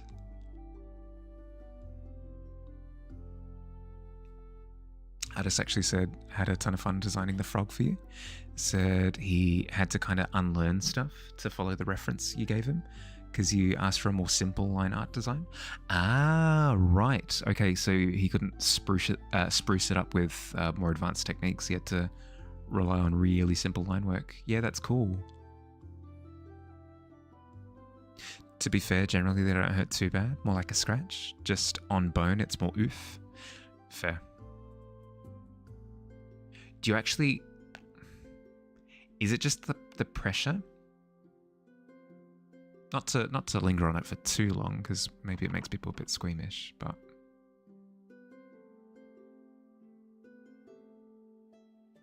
Second thrift store did have typewriters. Only new electric ones, which are both boring and hell if something's broken, so leaving empty-handed today. No, fair. Did you enjoy your adventure? Even though it didn't bear fruit per se? Was it a fun little adventure nonetheless? Quick little reminder to people, by the way, if you haven't signed in already, checking in just allows you to keep track of how many times you've checked into the tavern.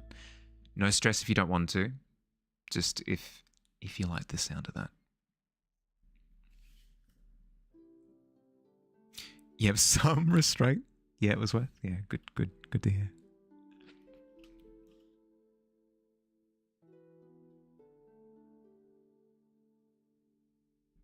I think it's the constantness more than anything. It's no different to constantly itching an itch.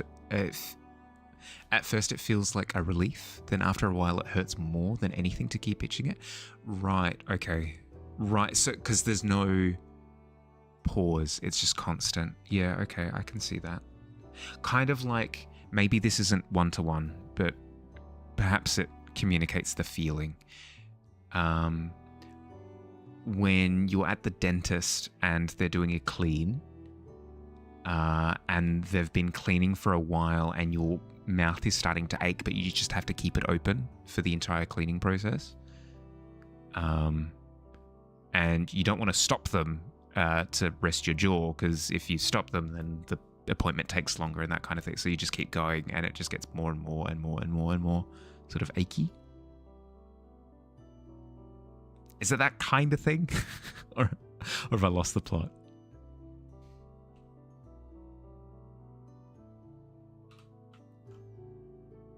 Exactly, and realistically. Excellent. No. Like, you're all good. You're all good. No stress.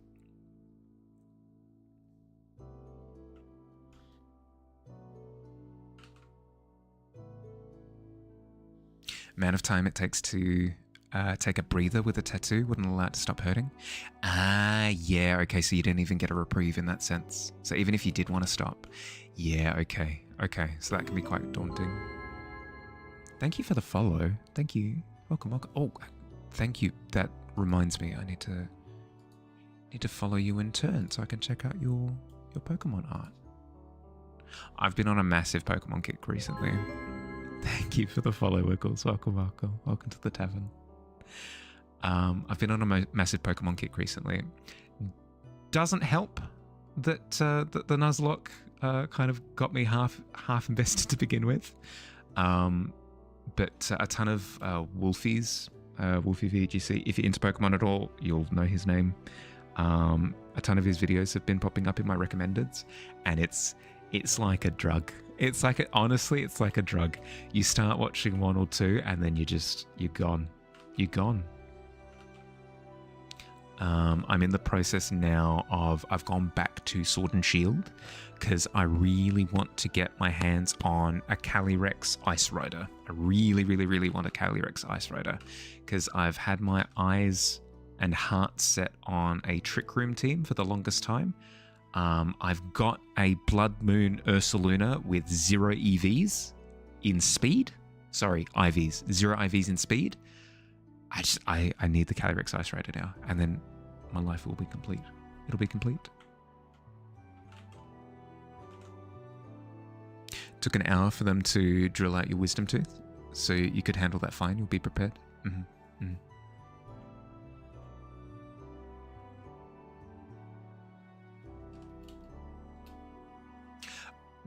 My relationship with my wisdom teeth has always been weird. They x-rayed my face, and they're like, we're anticipating that your wisdom teeth are gonna be a little bit of a nightmare. So just a heads up, when they come through, probably gonna have to remove them. And they started coming through, and they're looking into my face, and they're like, yeah, looking into your gums and teeth and stuff. Yeah, we're gonna have to pull those puppies. Gonna have to get rid of them. I reckon, probably. They're not a problem now, but they will be. It's been about 6 years since then, and each time that they get checked on, they're like, they're fine for now, but they're probably eventually gonna. It's never happened. We've never reached that camelback straw break situation. Tooth extraction is probably worse than a tattoo. Not really, in the sense that generally speaking, for a tooth extraction, they provide you with anesthetic. Not to go into detail, but like, I've had doctors digging around in my face before, and with local anesthetic, you don't feel anything.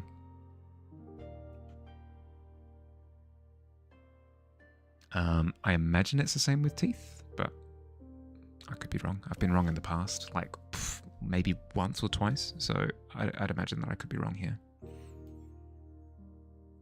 Animation is the most proud one, to be honest. Very happy with it, but you did lose the original file, so you have to restart it. No. You'll be faster to get back to where you were the second time. Definitely. Generally how these things work. Because you're having to figure out less on the second time round.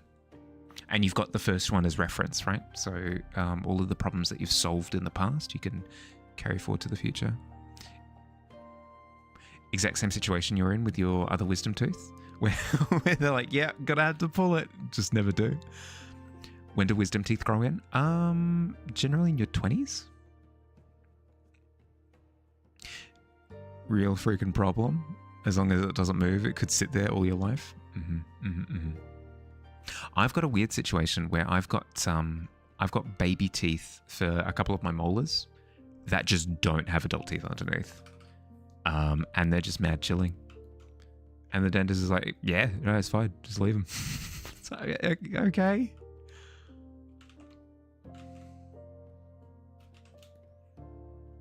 It's a whole thing. My dental situation is a whole thing, apparently. Like 150 plus frames lost. Take a peek when I have the... Ooh, it's up. Excellent. Oh, let's have a look. Oh, that's sick. That's sick. 3 of my favorite dragon type Pokemon.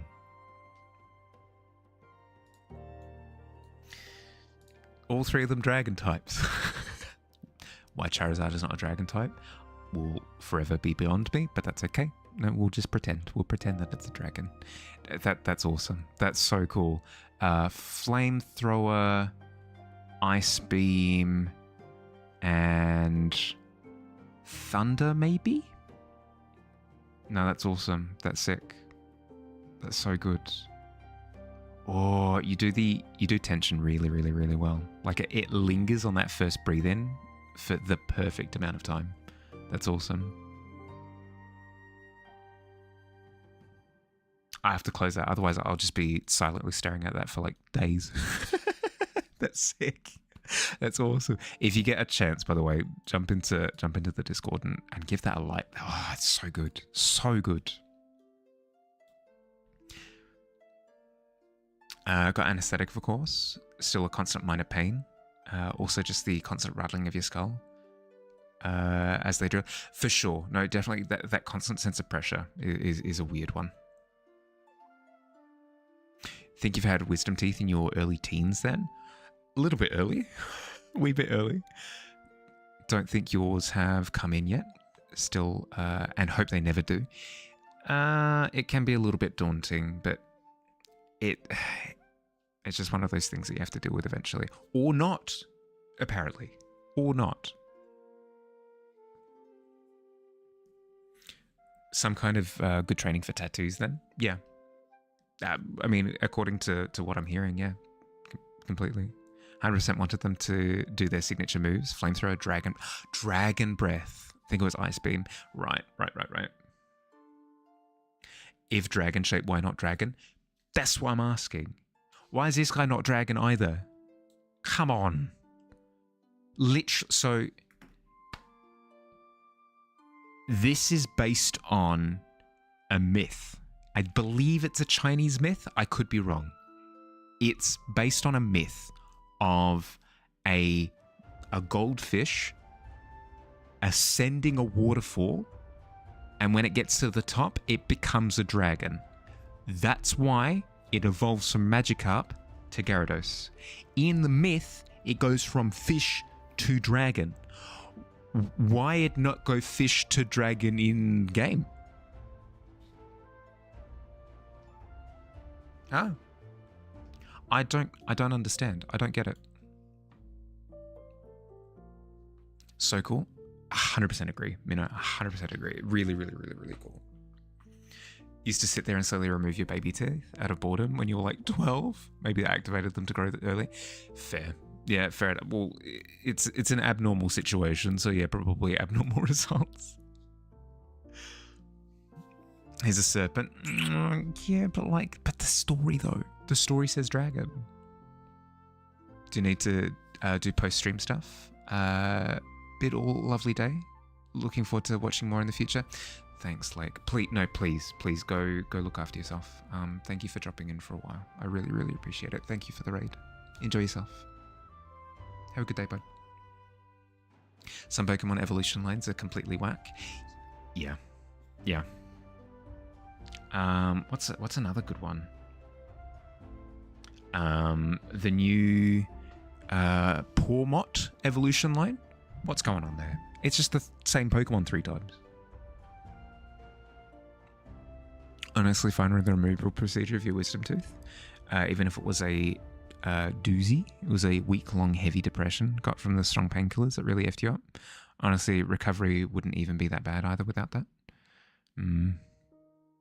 That's a weird one because you don't exactly want to go through that without the painkillers. But yeah, no, it's tough.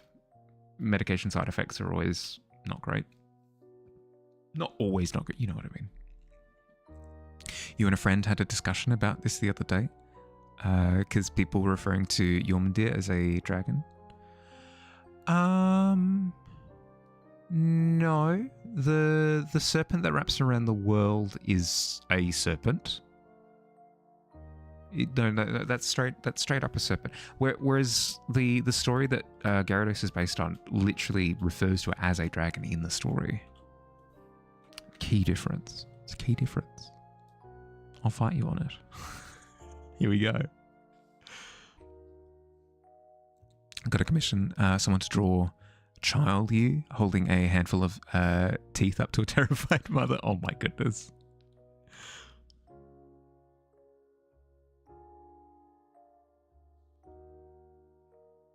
Probably beyond my willingness.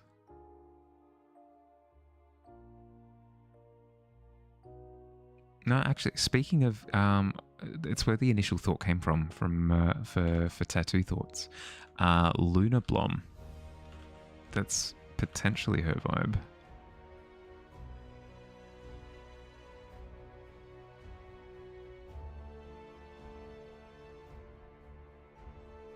But he has no wings. There are a ton of dragons that don't have wings. Garchomp doesn't have wings. Dratini doesn't have wings and is a dragon type.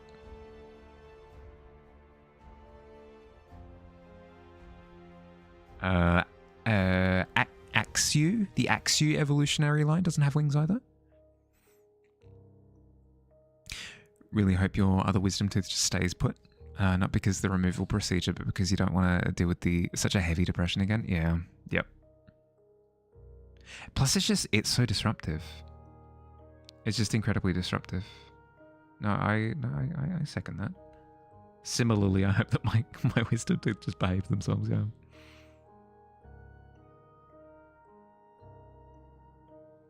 Well, I'd have to take time off stream or something? Frick that. Heck no. Evolution you like the least is Duot to Samurott? Really? Okay. Because it jumps so hectically from the second one to the final one? Where it goes from like samurai aesthetic to a four-legged weird dugong walrus thing?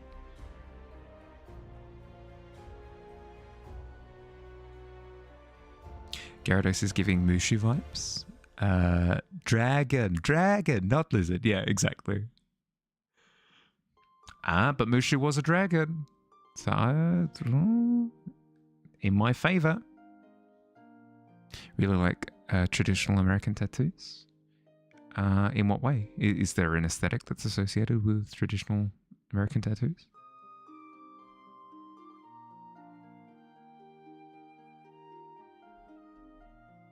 My awareness of tattoo culture is quite limited.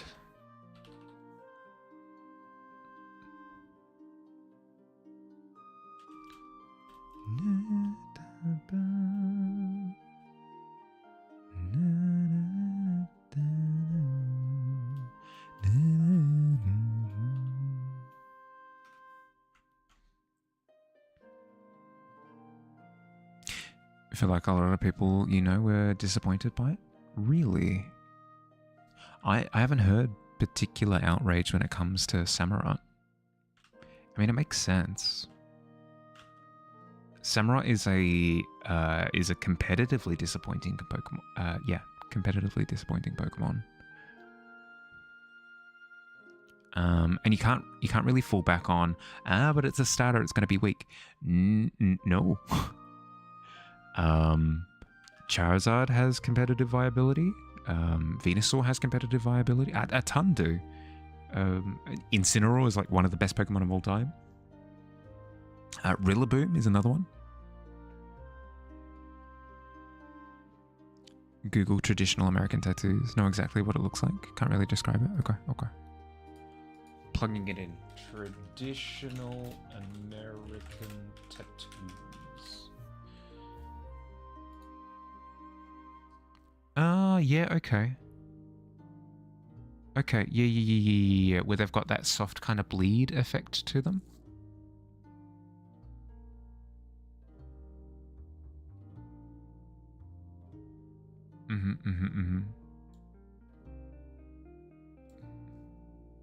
Yeah, okay, where they've got line work and texture work that's almost unique to tattoos. Yeah, I see what you mean. With hatching and stuff. Yeah, I see what you mean.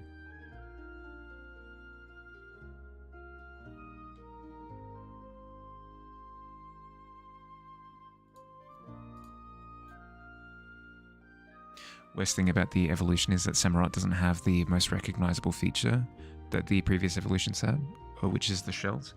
It does, but it's stupid. It does, but it's stupid. The shells become part of its legs, and it unsheathes them from its legs. It's dumb. It's dumb. Here, I'll see if I can find an image. Samurott.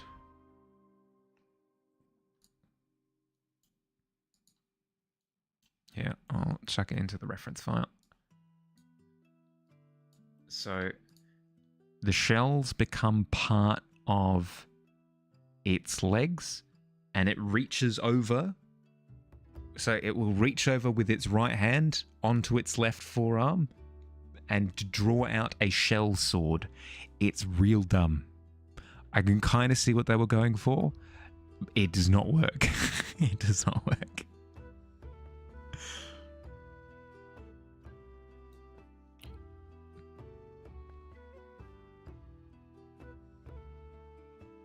And then I don't love the design of Hisuian Samurott either.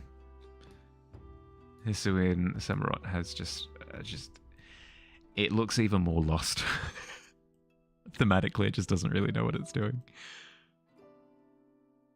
Because this at least looks like sea creature. I have no idea what I'm looking at here. No idea what I'm looking at there.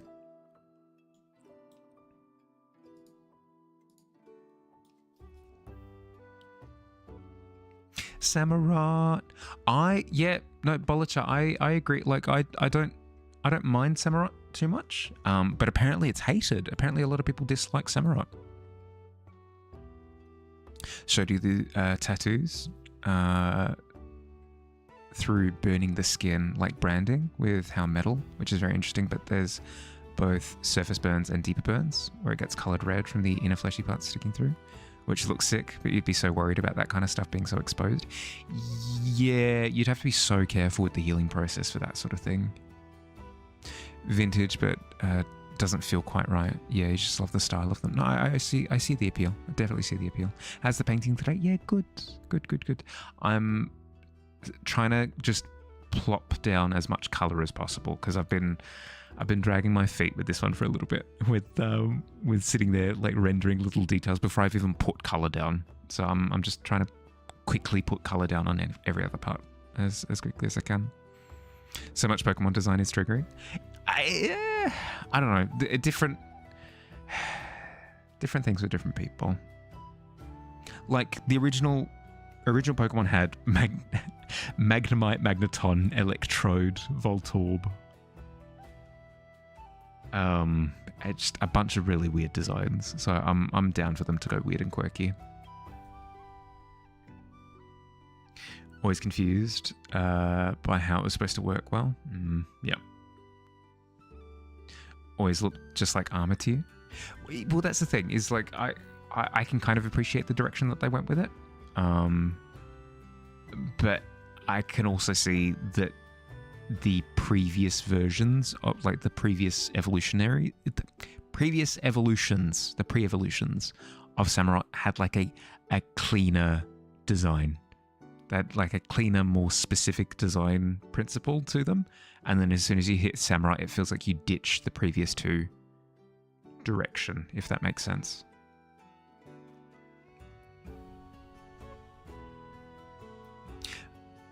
Back for real life now? Back from real life now, or back to real life? Enjoy. Regardless, enjoy. Branding is iffy. Don't really get another chance at it. Yeah. Yeah.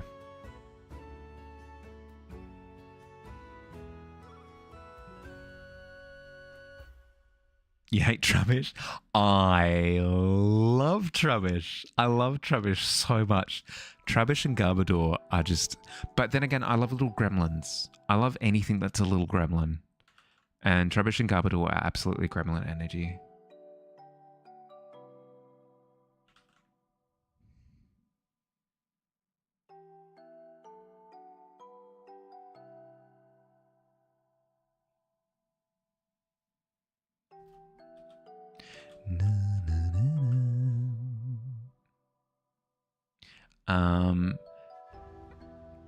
In the same way that like some people feel weird about Grimmsnarl's design, I love Grimmsnarl. I love Grimmsnarl so much.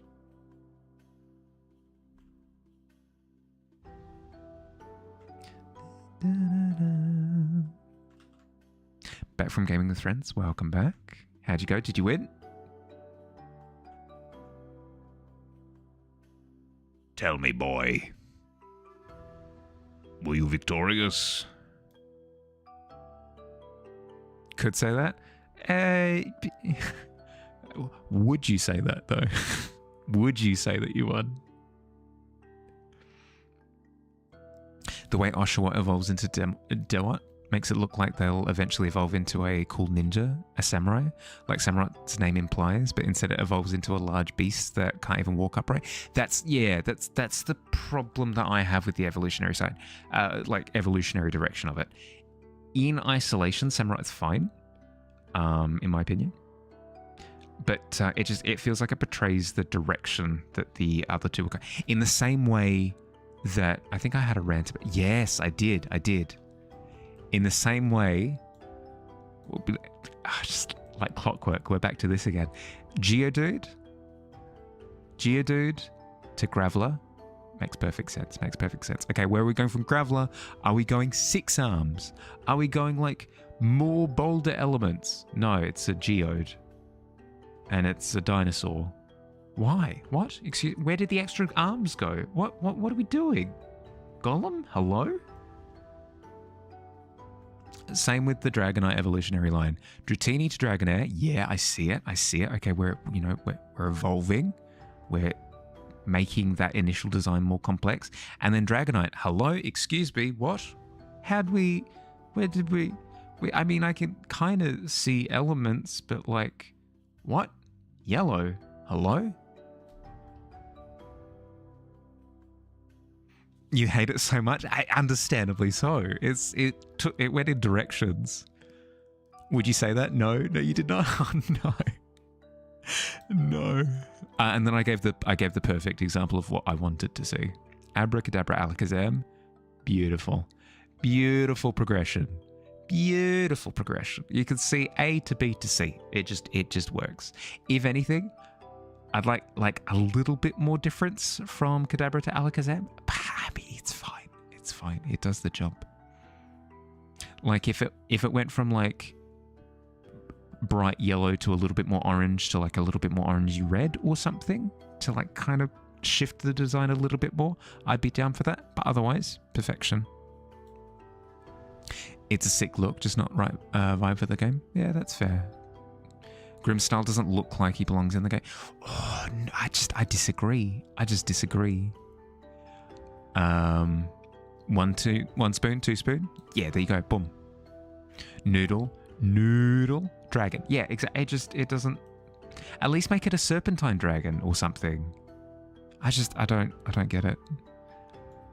The tail disappears on that.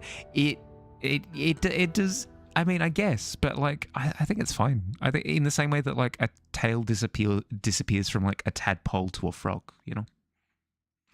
if they had gone one spoon plus a fork. No, I think that'd be fun. I'd like that. Doesn't matter as much when Alakazam still fits the other so much. Yeah. Yep.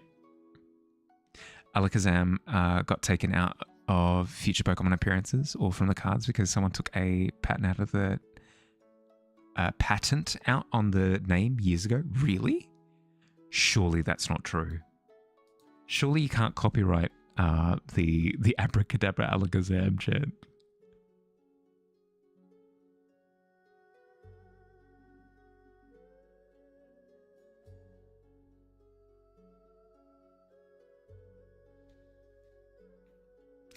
The Dragonite line feels like Dragonair should have more changes. If Dragonair had grown little arms and legs, changed color a bit as well, it would become a bit chubbier. It would have been great. Yeah, 100%. If you wanted to keep Dratini and Dragonite exactly as they are, sure. But then you've got to meld one into the other. Dragonair isn't that meld. Dragonair is melding into something else. It's not that. It's not Dragonite. It's melding into something else entirely with like more of like an orb aesthetic, with like the orb on its neck and the orb on its the orbs on its tail with like ear wing kind of like I don't know. It's just not Dragonite. It's not heading towards Dragonite. It's heading to something else. Should make Dragonite and all fours dragon, like a Chinese dragon. Yeah, and just make it longer or something. You know.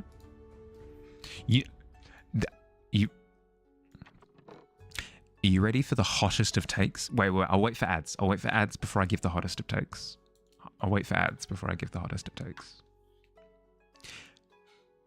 Apparently it was an Urigella. Don't remember the full story. I think he's some guy who bent spoons, going off an old memory, so I don't remember what happened with it. Yeah, okay. Weird.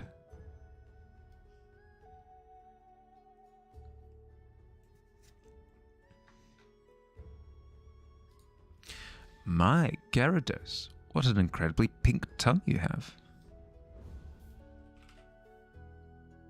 That's way too vibrant. Way too vibrant.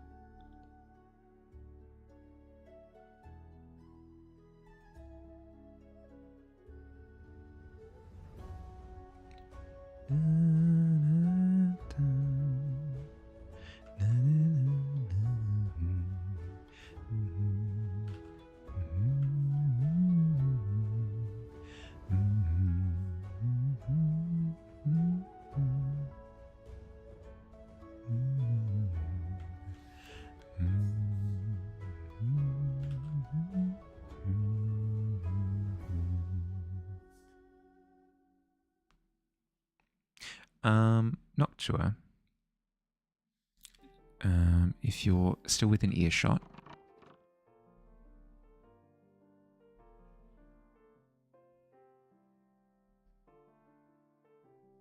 I've hit a bottleneck when it comes to the Pride Moth painting. And I've realized it's literally just dawned on me in that ad break that because I'm working with you on this, I could totally just ask you to help me get through the bottleneck. So when you get a chance, do you mind if we sit down with it for a second? It's totally a thing I could do. I could ask for help for once.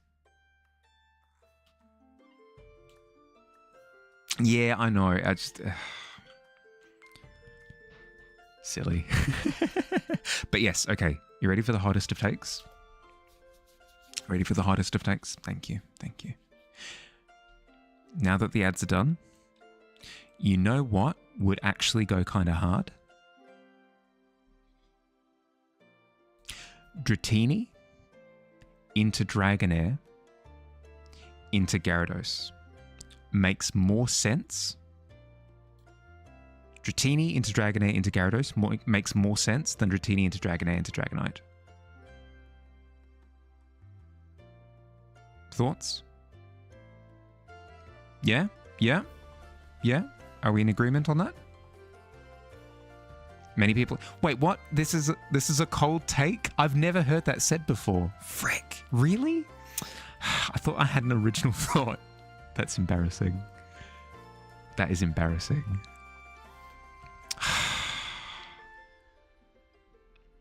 Get what I'm saying with Graveler as well? It feels like he should evolve into something like a large monolith, like a menhir. Yeah! Or like, I would understand Graveler evolving into like Onyx ahead of Golem, you know? It feels as though they threw the boulder aesthetic out the window. They went, ah! Geode. I know it's called Geodude into a Geo. I understand that, but it just doesn't visually fit. Woke up today pretty annoyed over the stupidest thing. Oh, we were just talking about waking up in a bad mood over like strange dreams. Hit me with it, Squid. What was it that upset you? Whole thing about them swapping Gyarados and Dragonite for their evolutionary line. Ooh. Magikarp into Dragonite would actually solve the problem that I was literally talking about before of, in the story, Magikarp becomes a dragon. So becoming Dragonite actually makes a lot of sense. And then it's got the wiggly bits that Magikarp has underneath its chin. That actually kind of, and it's like golden. It like becomes orange to gold. That kind of works. That kind of works. Magikarp would be Dragonite, and the colors. Yeah, 100%, 100%. You like Dratini, Dragonair, Gyarados, and then keep Dragonite as their own Pokemon with no previous evolution. Yeah, that's what I had in my head. But I do like Magikarp into Dragonite. Ooh. Kids and grown-ups realizing the ban, it's not all that Nintendo to bring can over. Probably be one of the rarest cards now, much energy and love. Uri Geller gives Pokemon permission to print Kadabra on Pokemon cards again. Oh. Yeah, okay, so Kadabra just totally was just not a Pokemon card for ages. Yeah, okay. Weird. We're logicking here, like logic. 100%. 100%. Pissed off at the fact that the trailer song of the game Unbeatable wasn't out yet. Such a banger, and you're so annoyed that it's not available. I mean, that's understandable. Okay, tangentially related. An argument can be made that these two things are related. I watched a video, I think it was yesterday, a video yesterday of a choir from South Africa that did a version of Queen's Bohemian Rhapsody. I believe it was in Afrikaans, but I can't quite remember. So don't go off of what I'm saying. If you were to look up African choir Bohemian Rhapsody, you'd be able to find it, and you can double check exactly what language it was done in. But I was distraught that I couldn't find who had done the costuming and visuals for that video, because the costuming and visuals were amazing, were really, really, really good, and they just hadn't credited the people who'd worked on those two things anywhere on the video, in the description, in the comments, on their channel, on their website. Nothing, like no accreditation whatsoever. And I was absolutely, I don't know, I was beside myself. I couldn't find it anywhere. Theory that's been going around for a while. Those two evolutions are exactly supposed to be swapped. The thing is, I can see where the logic went to get to here from here. Like, I can see the logic. It just pisses me off. So I wouldn't go so far as to say that it was originally supposed to be swapped, because I can also see how this came from Magikarp in terms of like the whiskers and the lips, and like I can see the language, like the crown that Magikarp has, like the language, the visual language carries over. It makes sense. It just pisses me off. So I don't think it's true. I can't imagine that being true unless they like altered things a little bit in the transfer. Let you listen to Peak? Yeah. No, that is annoying. Remember playing the prequel Unbeatable Black Label game years ago? Pretty excited for the full game coming. Ooh, nice. No, but Squid, no, I completely get it. As I said, like, it's a different set of circumstances, but I felt something similarly yesterday. Magikarp to Dragonite makes sense story-wise, but it doesn't make sense design-wise, as Dragonite has no water-like features like Gyarados has. Gyarados has always looked like a water eastern dragon to you, so it makes sense that they'd evolve from a fish. Yeah. Like, best case scenario, as I said, it would be a water dragon type as opposed to a water flying. They don't even give Gyarados flying type moves, so I don't understand. Actually pretty psyched the Unbeatable's starting to get some attention. Yeah, it's always cool seeing a particular passion of yours start to get traction among the masses. It's like, oh, finally, you see what I see. Only resemblance is the eyes and nose. Yeah. And there's a little bump horn as well. And then I can see like underbelly to like scales, and then like the tail shape is similar. Like, I can kind of see where they were going with it. It's stupid. It's just a theory. You never question Magikarp to Gyarados. Been listening to the available soundtrack so much recently.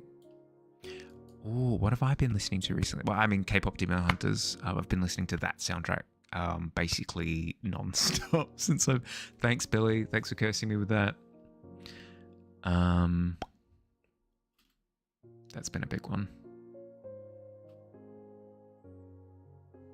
Played the demo a while back. Just instantly fell in love. No, don't drop in to say you will. That's so rude. No, I thoroughly enjoyed that. I thoroughly enjoyed that movie. You know what I really... Back for real now? Okay, welcome back. How's stream going? Yeah, good. Mad chilling. Having a good time. You know what I wasn't expecting to be as good as it was? The Ninja Turtles movie. That caught me off guard. Because I was expecting to... Yeah. I was expecting to love the visuals, because how could you not? But the actual, like, it was so well written. It was so funny. Yeah. The recent one? Yeah. The animated one. It was so good. Highly recommend if you haven't seen it. Yeah, I'll see if I can pull up a visual for it. TMNT. I think it was called, like, Mutant Madness or something. Mutant Mayhem.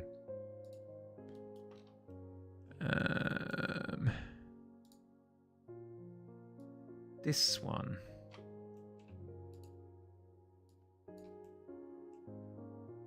Turtle Power is back. It's really good. It's really good. Really well animated. Really good sense of humor. Really good pacing. Good dialogue as well.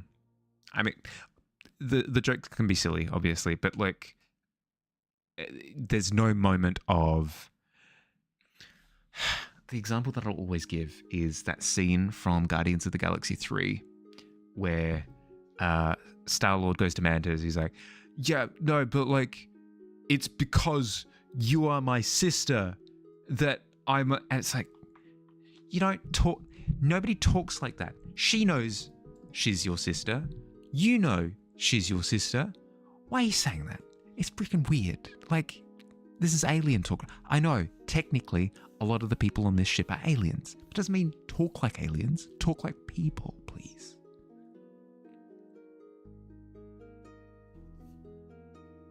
Get another photo? One doesn't do it justice. Yeah, fair. Fair. Let's see if I can get a good one with a bit of style.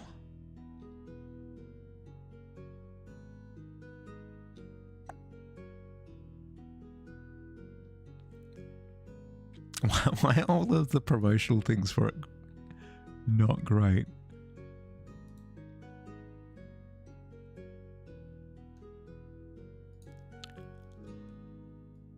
Here we go.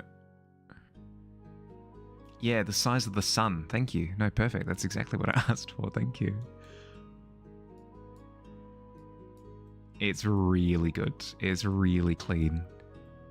No, it's really messy, but lovingly so.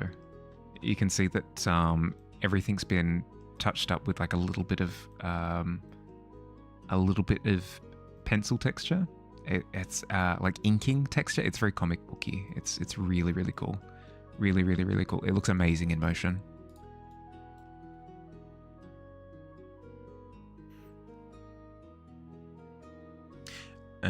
Personally, loved the 2007 animated TMNT series when you were a kid. 2003. It was past my time. Because I was. No, it wouldn't have been past my time actually. I don't know. I never got into Teenage Mutant Ninja Turtles. I was more aware of it as a thing. My little cousins got into it, definitely. So I'm aware of all the lore to do with them. I just never watched the show personally. Big fan of the TMNT. Just so used to like the 2013 Nickelodeon and the original live action movies. The original live action movies felt a little bit clunky to me. Whereas this version, I don't know, it captured the essence of what the characters are supposed to be. You're reading the IDW comics right now, actually. Super gritty. Super gritty. Grew up on TMNT 2003. It was your absolute favourite show. You might like it then. To the pit with you. To the pit with you, Matt. As a kid, the live action TMNT movies were just so cool. No, that's fair enough. I'm missing that context. Like, I'm missing the context of having watched them when they initially came out. So they probably just don't hit as hard for me. I see more of the seams. Enjoy your time in the pit, bud.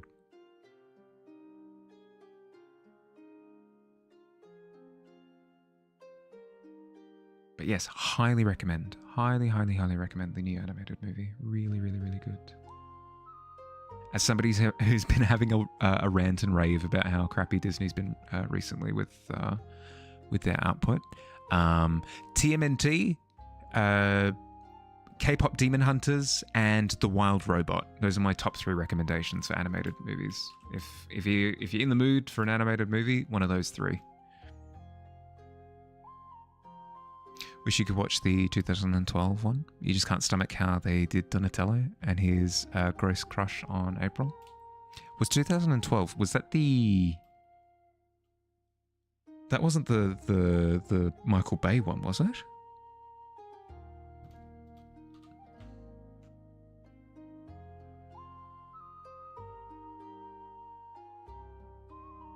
Nickelodeon series? Right.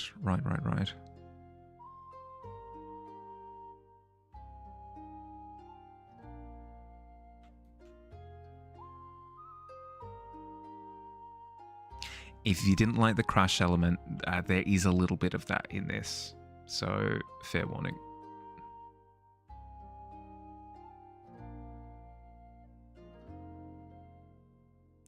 Kind of lighthearted, and then became pretty dark for a kids' show. Dear, dear.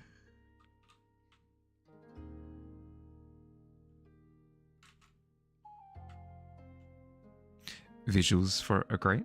No Cat loved a lot of the stuff they did with it. Gonna depend on how they do it.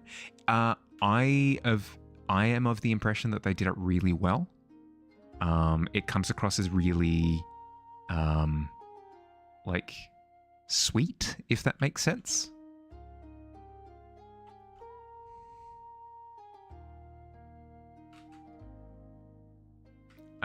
But it's just going to be one of those things where you have to gauge for yourself.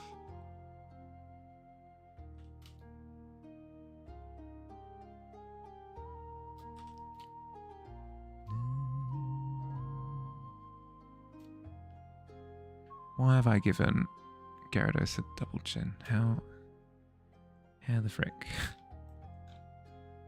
Oh, wait, no, because that needs to be blue under there and higher. Okay. Generally prefer your media without romantic love, especially your TMNT, because that was part of why you loved the 2003 series. It's not really... It's not like they don't... It's not a crux of the movie. It's just a thing that happens. 2007 animated movie through though of TMNT was actually kind of fire. Fair. Ooh, what do we get? Oh, creepy shield. I'll take it. Childhood faves show a very clear avoidance of that kind of stuff. Fair, fair. I mean, everyone has their preference, right? The rare corrupted shield. Yeah, is this one of the only times that we've gotten it, I think.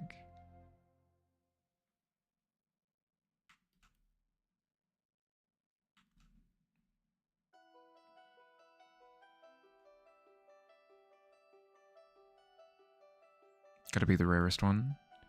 Yeah, I think so. Just your early arrow signs? Yeah, fair. I mean, I'm sure it's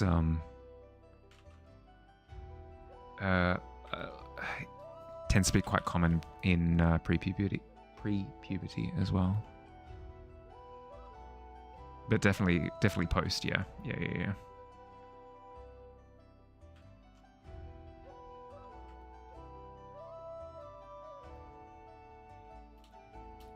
Okay, and then we've got this kind of scale pattern going down the side as well.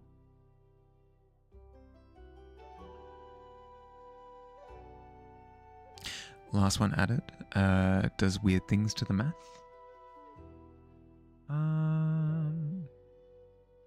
Potentially. I mean, we just don't roll corrupted items very often either. Wouldn't I? No, fair.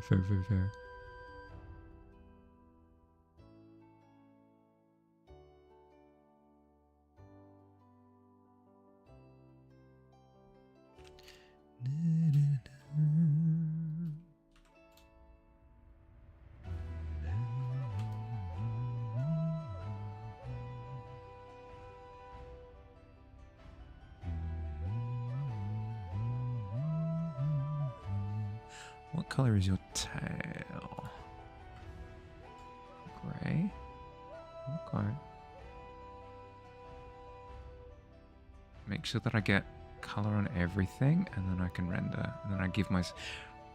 Once you are colored, then you have my permission to get painted. I don't know. Bane didn't really have any painting quotes, so I don't think it's the best to use Bane quotes for painting. Hi Alt, how you going?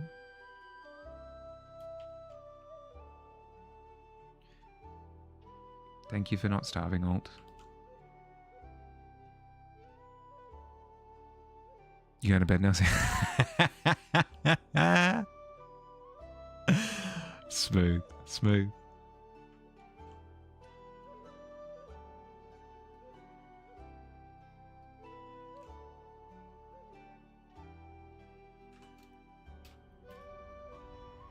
Okay, that's that one done.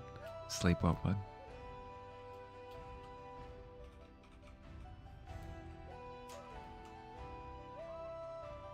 Oop.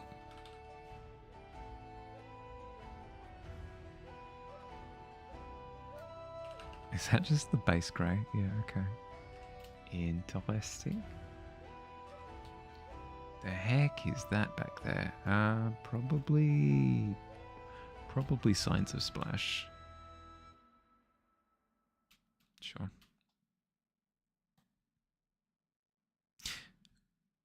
Never grew out of your eel kissing face. Fair.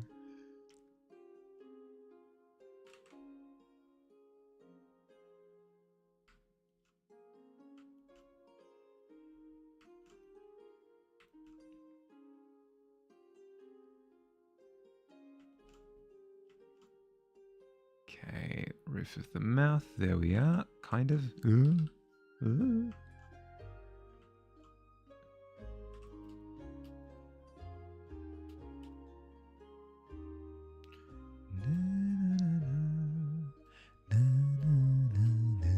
trying to amp yourself up to eat canned sardines. You got this. You got this. Don't think about it too much. You don't need to. With normal fish, you generally need to debone them. You don't need to with canned sardines. Just pop it in your mouth and it's yum.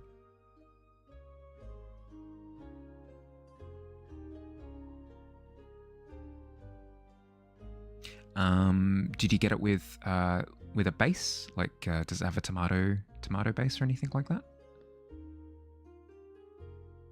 Used to stand in an open area behind your couch and like swing a foam sword around, thinking you were part of the TMNT when you were a kid. Think your mum has a video of it somewhere. I mean,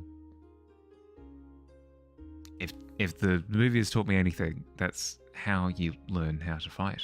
Is you just pantomime until you nail it. Olive oil? Yeah, okay. Nice, nice.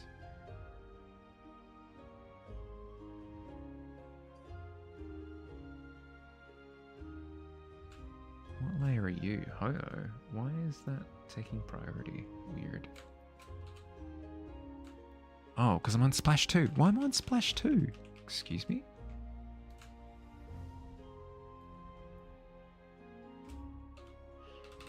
That's weird. You did that for like 5 years. But that's dedication. That's how to develop skill, yeah. And now, obviously, you are a vigilante of the night. You go around stopping crimes. I won't report you, but please, by all means. I don't believe in vigilanteism, but I mean, if you've been trained by the Ninja Turtles, who am I to say no?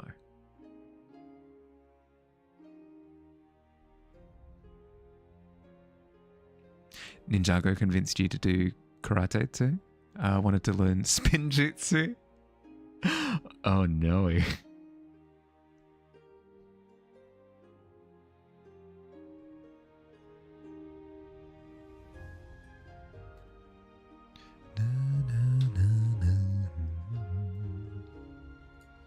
Just boiling them in veggie soup, to be honest. Trying to craft a new diet. Sardines are a good candidate. Yeah, okay. Why don't you just try one from the can first? Because if it's canned sardines, you can just eat them. See how you go. Because you might just like them as they are, and you don't need to like prep them in any way. So happy when you told your instructor that you could toss your friend over your shoulder for one of your gradings. Yes. Did you yell like "get spun"?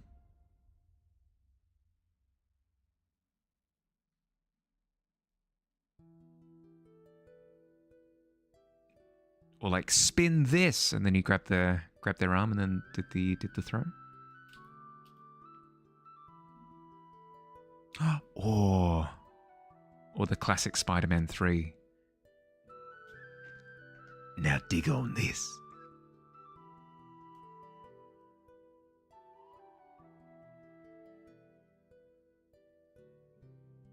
I need to find an excuse to use that in real life. I have to. I won't die happy unless I get at least like 3 in real life Spider-Man 3 quotes off.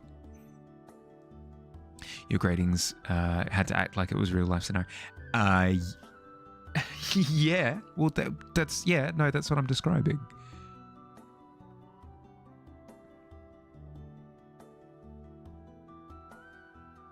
Classic Spider-Man. Tag your head.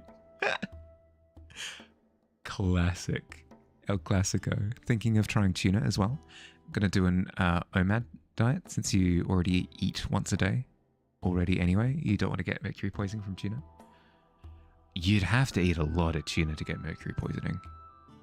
Have to eat a lot of tuna. I think you'd even be able to look up online how much tuna. Yeah, you know what? Let's walk through it, shall we? Let's just quickly.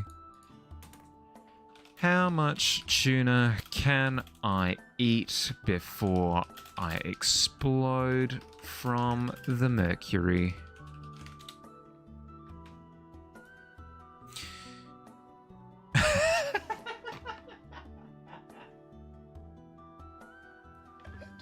Oh my goodness, this is incredible. Oh, I'm so freaking happy right now. I usually hate AI responses. I usually hate AI responses. But this I will make an exception for. This I will happily make an exception for. Are you ready? You will not explode from mercury, as it is not scientifically possible outcome. Instead, you can safely consume 2 to 3 servings of canned light tuna per week, which is a low mercury option. With most adults and pregnant women being able to eat small 95-gram cans daily or several times a week without concern, according to this. Thank you, Google. Thank you very much.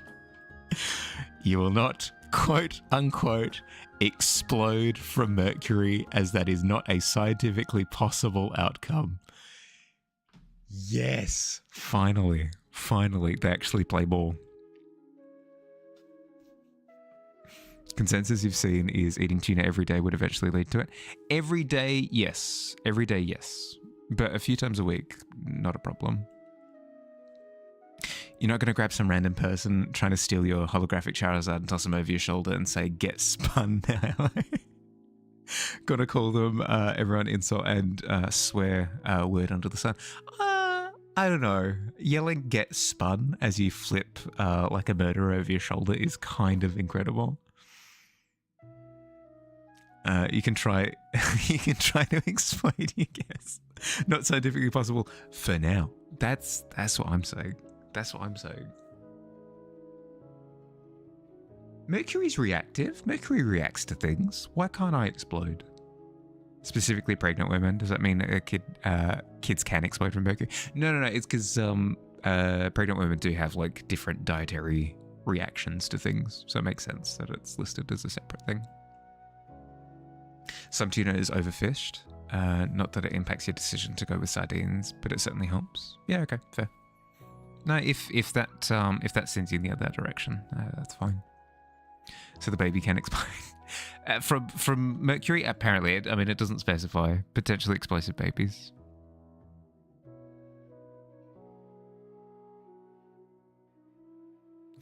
However, albacore white tuna has higher mercury levels, so you should limit this to 1 serving per week. And children and those who are pregnant should avoid it altogether. There you go. Boom. It's not scientifically possible. Yeah, a little angry face. Yeah. That's what I hope. That's what I hope is the next evolution. Is that the Google AI responses start emoting as well. Really helps with that feeling of condemning ourselves to the apocalypse. You're not a child or a woman or pregnant. Well, then you shouldn't be too concerned with mercury consumption, is what Google has told me. So you can take that to the bank, cash it in for a check or something. I don't know. Help yourself to a bit of spending money.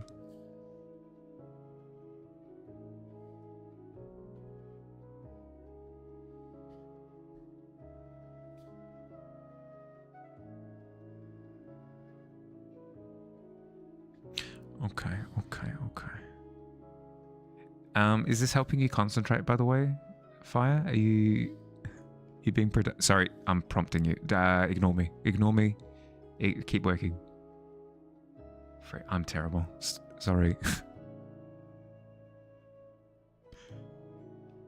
Just trying to make a diet that's easy. Will fit your eating habits, eating once a day. No, that's fair. So are you trying to find specifically an eating solution that you can have on a daily basis? Is that specifically what you're looking for? You're free on your way home. Ah, oh, excellent. Okay, all right. I'm not too distracting then. Yeah, pretty much. Yeah, okay. I can see the problem then, because then you wouldn't be able to have that as an everyday option. My humble recommendation: take it or leave it. Literally, like throw it out the window if you want. my humble recommendation is that you have a little bit of variety in your diet, because otherwise malnutrition is completely a thing. It's absolutely a thing. If you tend to have the exact same things every day, it can lead to insufficiencies. So adding a bit of variety across the week can be quite good, even if it's as simple as you alternate day to day. So say on Monday you eat A, and then on Tuesday you eat B, Wednesday A, Thursday B, Friday A, Saturday B, so on and so forth. Yeah, it leads to more nutritional intake, more varied nutritional intake. Make sure that your diet is a little bit more balanced. But that is just a gentle suggestion. You don't have to do anything with that. The best thing that you can do, which I don't do, so take all of this with a grain of salt, is jot out a list of vitamins that you kind of need to cover in your daily intake, in your dietary intake, and then just kind of make sure that it's covered across the week. It doesn't need to necessarily be regimented, like this in the morning, this in the afternoon, this in the evening, whatever it happens to be. Just make sure that you've got certain things covered. It sounds silly to be pedantic about it, but it does have a noticeable effect on your quality of life. You'll notice that if you're eating well, you've got more energy.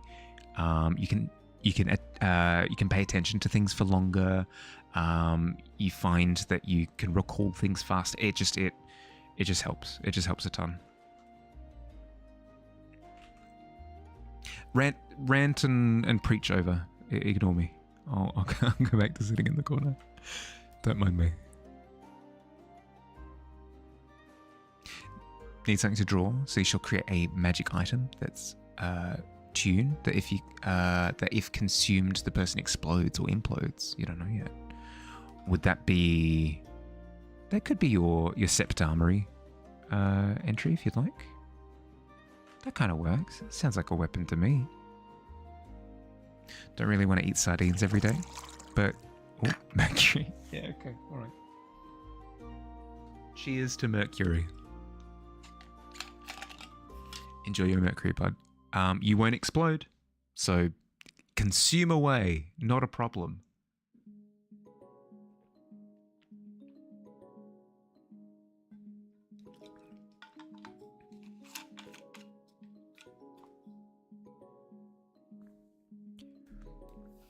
Eat sardines every day, but cooking up a new thing every single day just sounds unfun. At this point, you're trying to just make a diet you can put together quickly. That's fair. That's fair. Do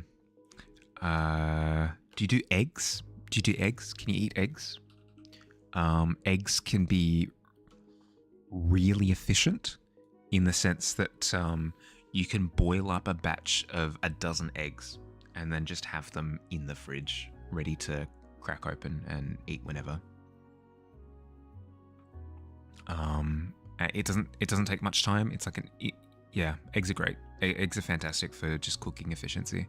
You boil up a pot of eggs, boil up a batch of eggs. Not a problem.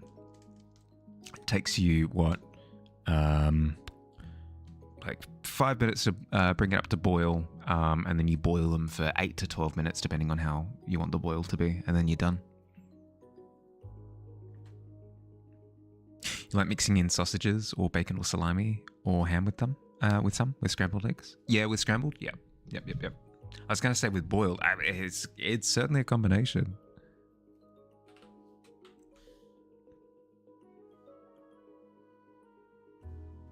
I try to avoid cured meats if I can, but it makes it harder on me. It just makes it harder to prep meals.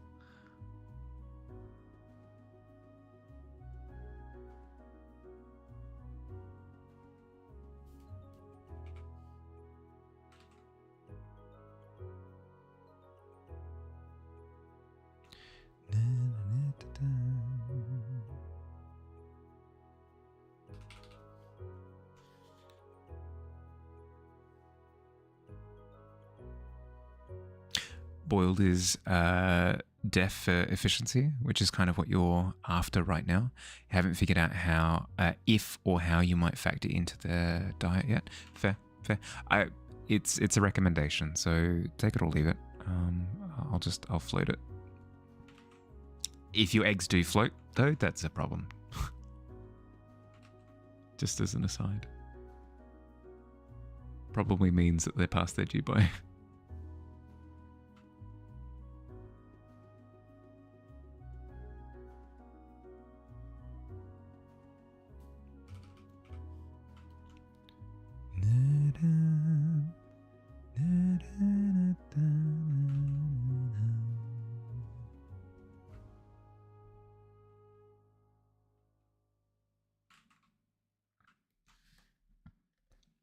Always do the float test for your eggs. It's a fun one.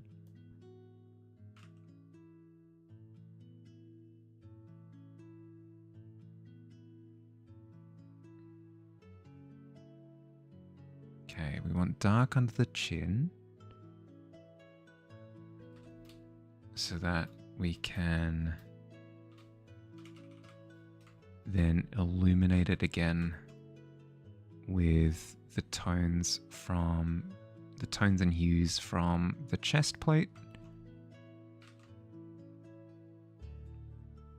because we want some of that lovely color quality interaction going on. Same thing with the chest plate. We want to bring some of that purple into it as it's interacting with the chin.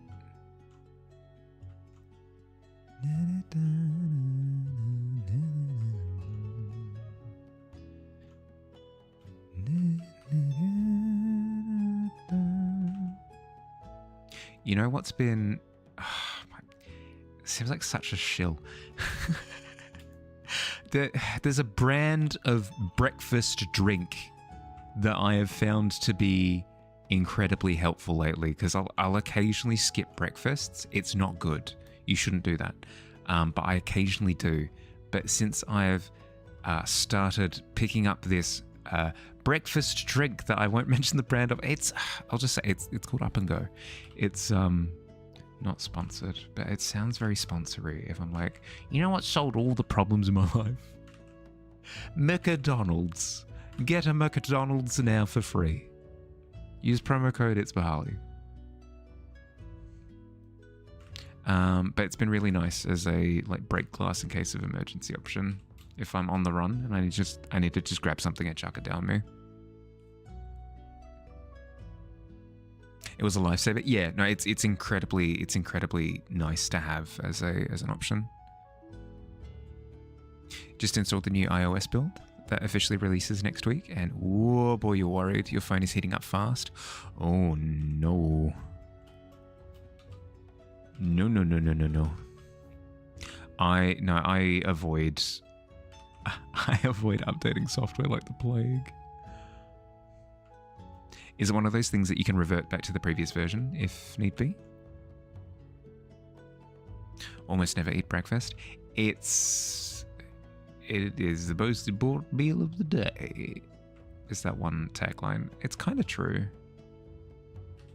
A little bit of that is cereal propaganda, which was a whole thing back in the day, where Kellogg's was like the most powerful company in all the world. But it's kind of true. Like, you need a little bit of energy in the morning, at least a piece of fruit or something. I think the only time you cook up a breakfast is if you're having a do-nothing day. That's fair. You could, but you won't. To have a backup. As soon as you live with it for more than an hour, you don't want to go back. Have it on your iPad for months. Really? So just it being on your phone for some reason is heating it up like crazy? You started tracking yourself? You're playing Unbeatable now? I mean, hey, if you're having fun. Unless you really want to be drawing. If you really want to be drawing, let me know and I'll hound you.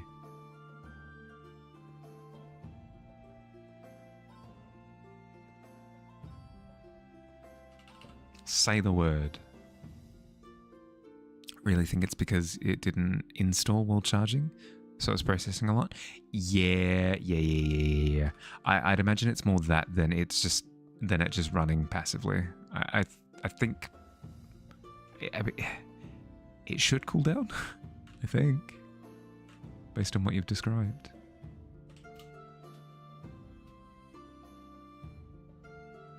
You have the fan on it to keep it cool. Still heats up ambiently when you move it out of the airflow. Today's a really hot day there, 25.5 degrees. You didn't even have any heaters on. Ooh. Is this a good thing or a bad thing? For me, it's a terrible thing to be in a particularly hot environment. But I know you to be counter. There's a reason it's called break fast. Body needs energy after restoring itself at night. Yeah. Especially if you want your brain working. Hi, Pretender. Hi. Welcome. If you eat breakfast and have to leave the house, or you want to do things, just going to feel bloated the whole time, usually just eat around midday or late afternoon. Try, if you can, try just like a piece of fruit or something in the morning if you do feel bloated, because that could help.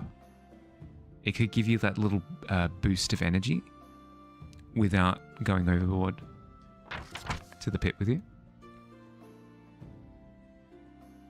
What did I roll? I rolled a 17. A 17 today. Yeah, just like Minnow. There you go. Boom.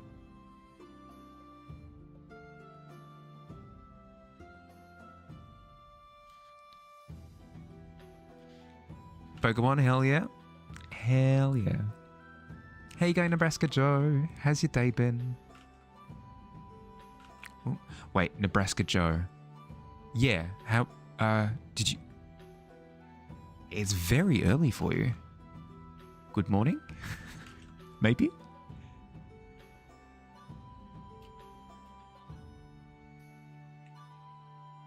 Skipping breakfast because you feel like crap afterwards is a practice you've done since you were a kid. Can totally handle like just a banana or something.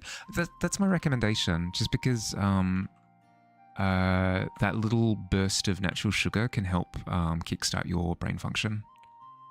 This is all conjecture, by the way. I don't have any papers on this. I've heard it from people who do know their stuff, so a little bit of hearsay, but that's my recommendation.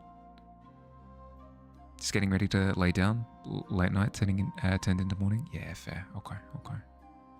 Well, hopefully this is a chill environment for winding down.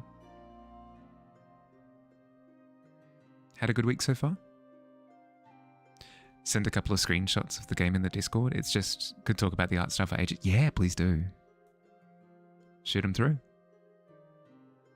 Majority of the calories you burn are by your brain. Out of the 2,000 calories that are recommended per day, the body only roughly uses about 25% for endothermic regulation and movement. The rest is your brain. We're incredibly like, yeah, we're thinking machines.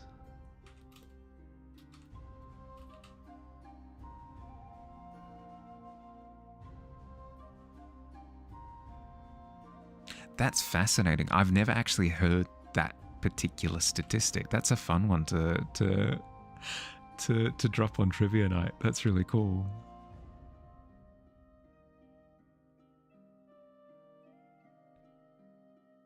You've said it before, but your brain works like a checklist. So if you have stuff to do that day, you feel like you can't really take time to sit down and just make a meal until it's done. Well, that's fair. That's fair. Hence, just like eating a banana, right? Is you can definitely grab it on the go, which is why I find the Up and Go is sponsored. Up and Go, which is why I find Up and Go quite useful for that specific thing. If I know that I'm just going to be non-stop moving for the morning, it is something that I can just grab and run with. Legend of Zelda: Tears of the Kingdom had you stuck. Stuck where? I enjoyed Tears of the Kingdom. I did. Where did I get up to? I think I've definitely done all of the light routes. Definitely done all the light routes. I believe I got all of the shrines, but I'm not entirely sure. I think I haven't finished the... No, I know that I haven't finished the game yet, though. I'm in the middle of climbing Hyrule Castle. I know that much.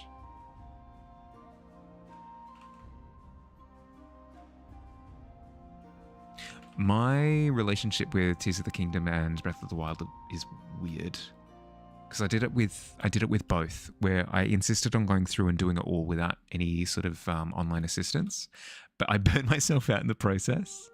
And then I come back to it years later and finish it off. I anticipate that I'll have something similar happen with Tears of the Kingdom. Get all the shrines, you'll get an armor reward. I thought the armor rewards were separate. They were little separate findables in caves and stuff. You could be right. I don't remember. Don't remember off the top of my head. It's a very specific transformative outfit. Okay, maybe not all the shrines then, because I maybe would have remembered that.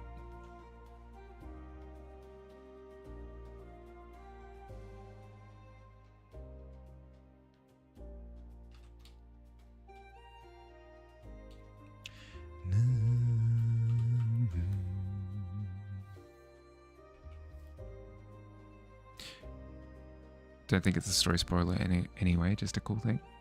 Nah, best not. All good, all good. If I haven't finished the shrines, I'll surprise myself with that when I do meet the criteria. Thank you though.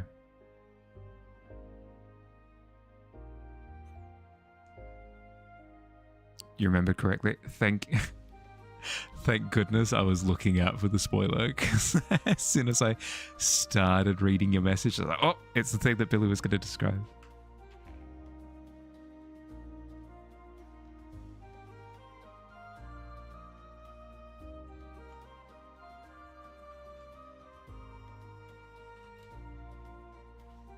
Sorry, I'm what's he? I'm boring. I'm boring as all heck when it comes to spoilers. Because, I don't know, I enjoy getting a little surprise from things every time there's a reveal. If I had done all the shrines, I would have known, because that's the reward. Fair. Fair. I was at the very least incredibly close. I know that much. 152 shrines is a lot.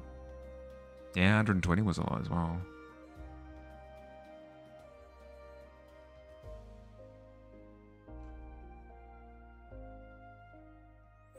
Send some screenshots. Took you a while to walk around the place in game. Okay, I'll have a look. I'll have a look. Yep. Ooh. Yeah, very pretty. Now I'm pissed. You know why? Can you guess why this pisses me off? I'll give you one guess. A single guess. Why do those screenshots piss me off? I'll give you a hint. Based on what we were talking about earlier in the stream. Because I'm playing Paladin instead of... I mean, true. Billy, have a bit of inspiration. You get a free reroll. Not the answer that was in my brain, but that's very funny. No. What did you get before? I think you keep the. No. It's advantage rules. Unless you keeping the second one. Play this on stream, be done in like 10 minutes of the stream, as in like the story's incredibly short. Doing all the light routes gives you basically a participation trophy. Yeah. I mean, you do get costumes along the way, but not directly correlated. Yes, Noctua got it in one. It's the demo? Ah, that would be why. Noctua got it in one. It pisses me off because these would be the perfect visuals for a Pokemon game. These would be the perfect visuals for a Pokemon game. Morning, Mac. Oh, 17. Not bad. Not bad at all. Here, I'll chuck it up on screen for a second. Hi, Shedinja. Bink.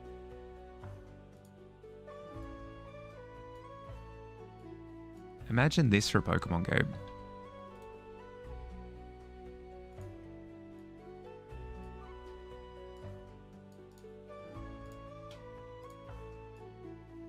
Just imagine for a second. Cast your mind's eye into the potentiality of what the future could hold.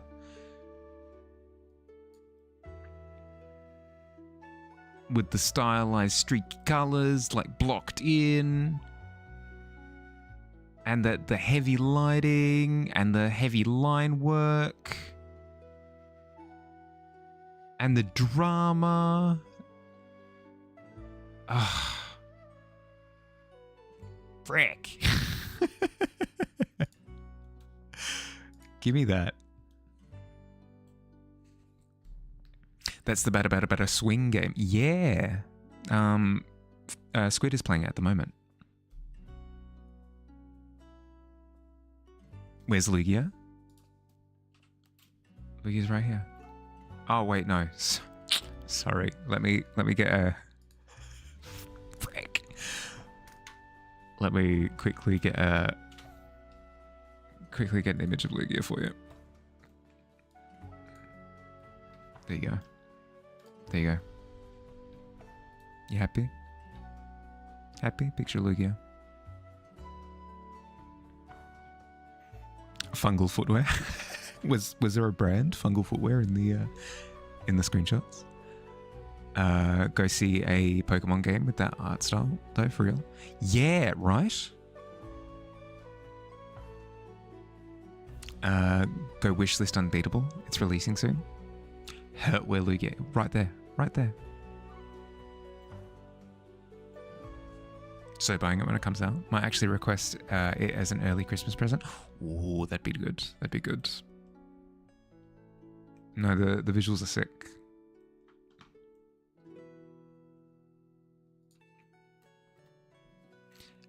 I fully understand the hype.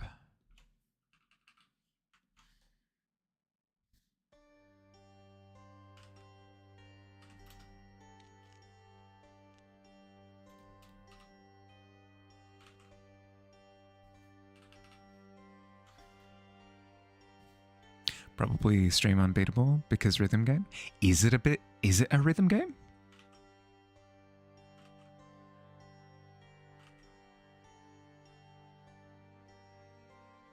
How you going, by the way, Mac? How'd you sleep?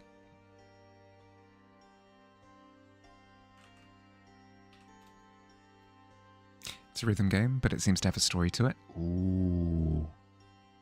The rhythm games that you introduced me to the other day, by the way, looked really, really, really, really cool. My only familiarity with rhythm games were either Guitar Hero-esque, DDR, obviously. That kind of comes under that umbrella. Or memes, like Trombone Champion and stuff, which is fine. Like, it's fine, I guess. But I didn't realize that there were chill, enjoyable, vibey rhythm games. It makes sense, and I should have anticipated that there were them, but that they existed. But I just hadn't seen them before. Rhythm game where music is illegal, you do crimes. Actual subtitle of the game. Perfect.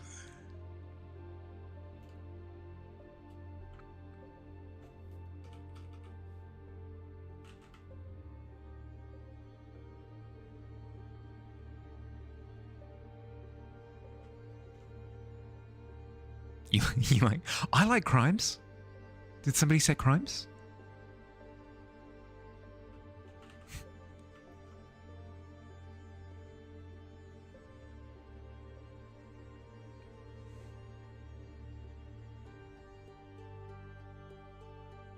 I imagine that Noxia was like over the hill somewhere doing something else. Under a tree, under a bush or something. It just, their head pops up. Crimes? Where?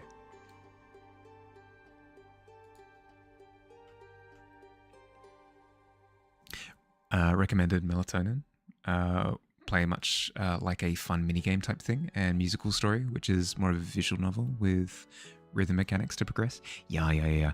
Both are on my wish list now, and I'm keen to see them potentially go on sale.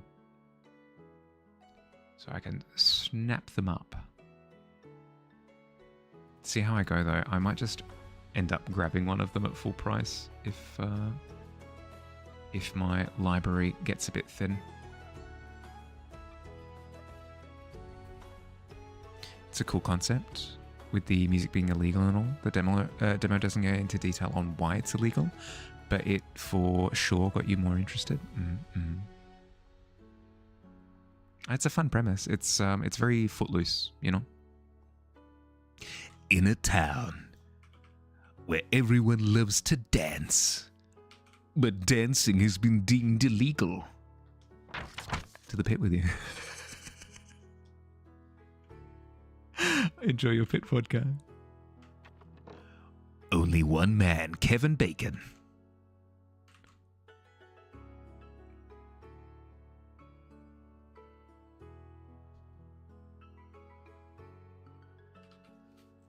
A lot of the appeal for rhythm games are just, it feels good to get good. But yes, a chill rhythm game is much more this is for me type feel. Yep. Not Kevin Bacon. Kevin Bacon it is. He's our one saviour. Only he can do a good dance. Unbeatable itself has been in development for like 7 years. Oh, a passion project then. Did Lex tell me that joke? No.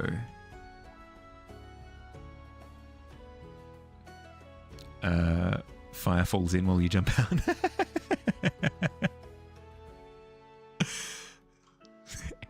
It's Link. It is dangerous to go alone. Here, take some booze. Okay.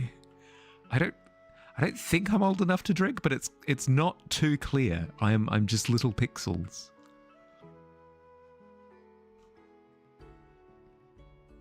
Ran a one shot where two campaigns mixed together. Oh, went to some cave of footless. No, this is my first time hearing of this. This sounds incredible. What?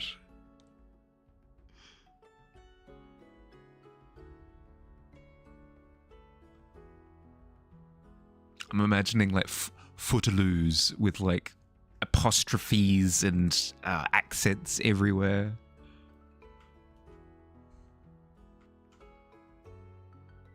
And Kevin Bacon, the Lich, came out and cast chain disintegration on the characters that weren't supposed to be present. Grab more chocolate coins when you were down there anyway. Oh no. Ugh. More people with jelly bones. Frick. It's the gift that just keeps on giving.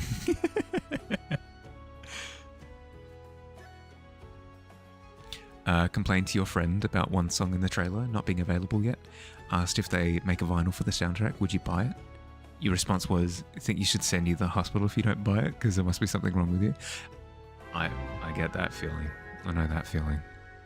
Only person who didn't get the reference, and 5 minutes goes past and you're like, do any one of us know anything about them or any clues? And everyone just sat laughing at you. Oh no. Still haven't cured of jelly bones yet, actually. You've been mad chilling. Thank you for doing the shout out. Thank you. Hi zombie, how you going? Welcome back. How are you? How was your stream? How'd you go? Splatoon 3? Oh, sick. Talking of sick art styles. Hi Snowman, hi. Welcome. Like to just booze up, right? Just helping with that. I mean, there's a difference between boozing up and casting a curse on people that turns their bones into gelatinous mush. Yeah. Thank you for the follow, Snowman. Welcome, welcome. Welcome to the tavern. How'd you go? Did you win? Did you cover everything in ink? Apologies if my knowledge on Splatoon is shallow.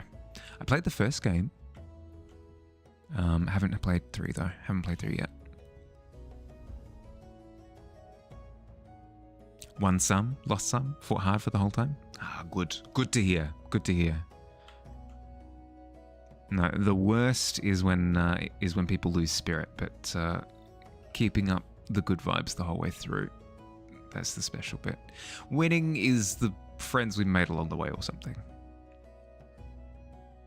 Unbeatable Devs did make a vinyl and cassette tape for the Black Label. Don't know if it's available anymore though. Oh, it'd be expensive. It'd be expensive, I'd imagine. Vinyl special edition things tend to go for $1 bajillion. Tough games where you have fun are worth it, whether you win or lose. 100%. 100%. That or we whinge about the balance the whole time. One of the two. Look at that Nido King. Actually, technically, it's a Moltres. It's a Nido King that we nicknamed Moltres. This is the champion team that we took all the way through the Elite Four at the end of my Nuzlocke. That we finished. We finished the Nuzlocke as of a couple of weeks ago. It's too fresh. It's so good. It's so good. We finished last week an illustration of all of the friends that we lost along the way. This little one. So we've got Splash the Magikarp, Noctua the Hoot Hoot, High Five the Machop, Splash 2, which is this guy back here, actually died in that final fight against Lance. So he technically appears in both. We've got Quillian. Quillian the Noctowl. Pigeon the Skarmory, again, appears in the final one as well, was part of the final team. Dust the Graveler appears in both as well. Cloud the Ampharos, Plant the Weepinbell, and we've got Goblin the Goblin King, Goblin the Rattata. And it was sick. It was I was so happy to get this one put together. We've been talking about putting together like a little ghost presentation of the dead mons, basically since we started. So it was really cool to get this off the ground. And now the winning team made a few ROM hacks. Crystal 251 is your ROM hack. If anyone played it, no, I haven't played any of the hacks, but that's had sick. I've seen some hack projects being put together, and it looks like a ton of work. Specifically, Maze and Jiro are currently putting together not hacks, but like homebrewed version of Fire Emblem, and that looks like a ton of work. So no, if it's anything similar to that's insane. That's really cool. You made Blue 151, Crystal 251, Emerald 386, and you're making Fire Red 386 right now. Oh, sick. Awesome. Did find someone selling a Silent Hill vinyl along with the PS1 game, and you're genuinely considering buying it. If you don't mind me asking, about how much is it going for? Not that I would jump into bid or anything, but I'm curious to get a read of how much these things tend to go for nowadays. Yours are super vanilla. They're meant to give access to all monsters and items in a single player playthrough, so just no linking. Right, okay, so for like your Graveler into Golem type situations, fair. Did I do this up? No, I did. Sorry, yeah, I should probably do that. Hi, everybody who's new. Hi, lovely to meet you. I'm Mahali. I'm a freelance digital fantasy artist, so I do portraits and scenes and characters and landscapes and that kind of thing. It's what I do. It's my jam. PS1 game is already expensive packaged. Expensive packaged with the vinyl is around 450. Yeah, okay. It's about within the ballpark that I had in my head. I'm glad that I'm at least tethered to reality somewhat.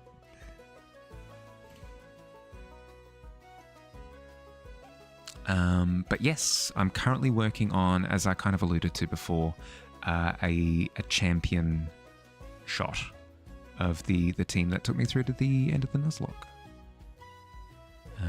So yeah, just going through and lighting it like stage lighting, which is proving to be interesting. Definitely interesting. You go shower your funky self now. Want to go get some lunch? Portrait looks fresh. Thank you, thank you. Enjoy. No stress, by the way. Enjoy. Go rest up. Thanks for raiding. I appreciate it.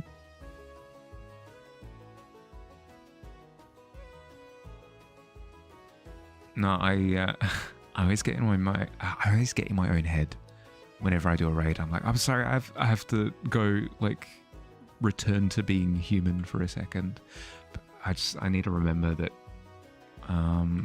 when other people raid me, I'm like, no, it's fine. No, please go. Like, eat food, rest, sleep, do whatever you gotta do. Is important. Streaming takes a lot out of you. People might not think it, like, actually, no. A lot of people try streaming. Like, people know. People know. It gets exhausting.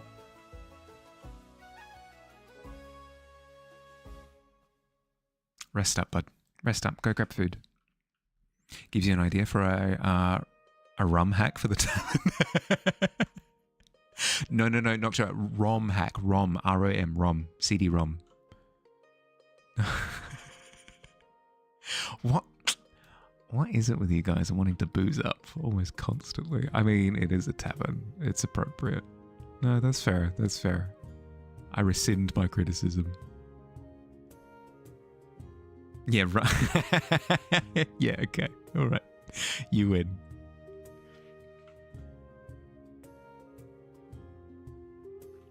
It's not a tavern. It's Bahali. It is. It me. Hi, Tomcat. How you going? How's your week been?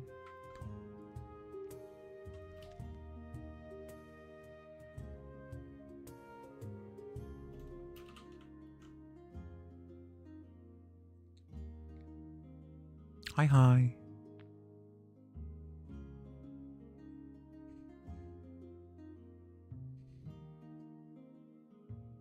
Not boozing yourself up. You gotta be sober for selling and administering potions. Oh, no. I guess the classic, don't get high on your own supply. And then also, need to be capable in order to sell it off to other people. Waiting for your Minecraft lasagna to unfreeze. Things are looking up from there. Minecraft lasagna, as in it's a very blocky looking lasagna, or it is literally Minecraft themed. If it's Minecraft, I will have you pictures. Because the frozen block is... Yeah, okay, fair. I was going to say... I'm not familiar with there being a Minecraft lasagna. Could you imagine? I mean, there's Minecraft cake. It's kind of like lasagna. Fair. Lasagna sounds yum. I don't have lasagna, but I did cook up some chicken earlier today, so I'll have some chicken for dinner. I've been trying a bit of spice experimentation with my cooking, and it's been going poor. If I'm wanting food that tastes nice, it's going poorly. If I'm wanting the thrill of knowledge and the fun whimsy of experimentation and like seeing outcomes, I'm having a great time.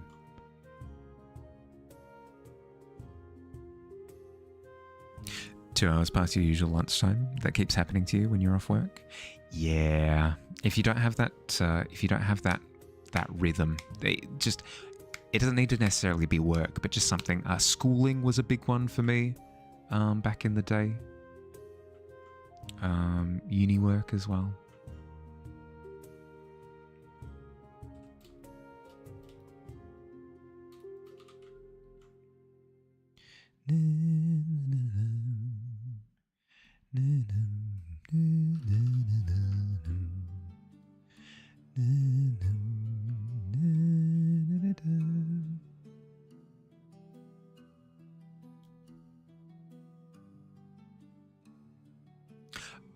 quick little.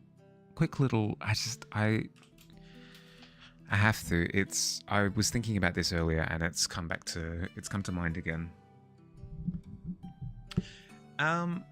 When I say that old anime love providing spoilers almost constantly, do people know what I mean?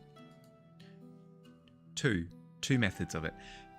Method one is your classic. What was spoken about the other day. I literally came into contact with it last night. I was watching an episode of Yu Yu Hakusho, which is, butchered the pronunciation on that one, which is an old anime kind of akin to like a Dragon Ball, very, very originator of all anime type of deal. And in that show, the title was literally basically this: the bad guy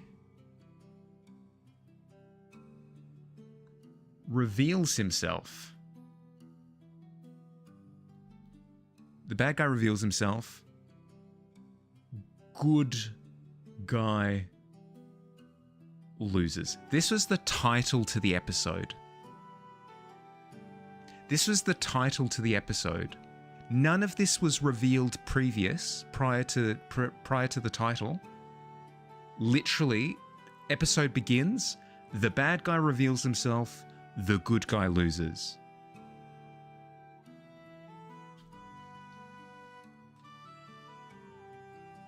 So that's one. That's one method of old school anime completely giving itself away. Second method of old school anime giving itself away.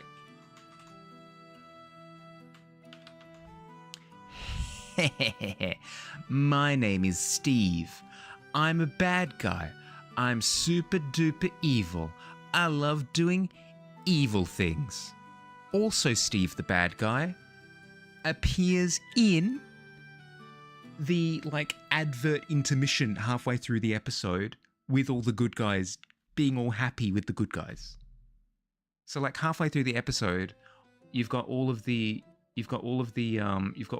protagonists, all the main characters of the show, hooray, thanks for watching ads. Welcome back to Yu Yu Hakusho, right?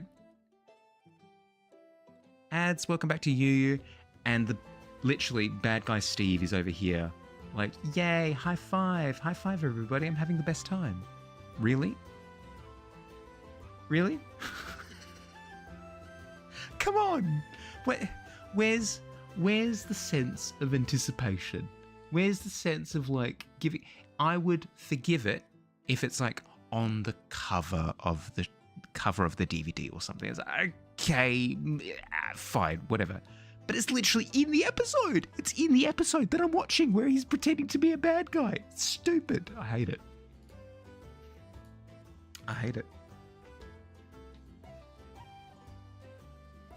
It's like in theatre. It's not the ending. It's about how you get people there. I mean, I guess. It sucks all of the tension out, you know. Gonna throw in some free samples to compensate. They forgot a bottle. Sorry, bud.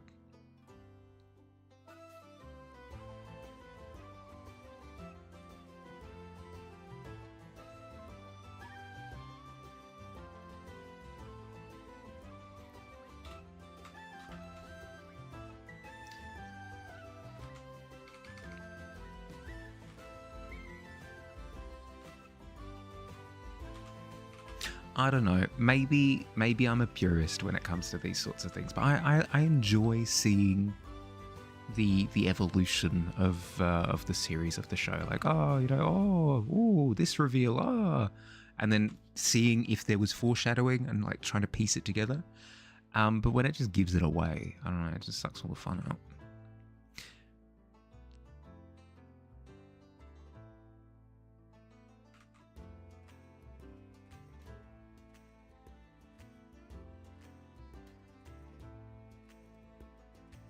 collection is at the holy number of 69 right now. Oh, nice. It's the funny number.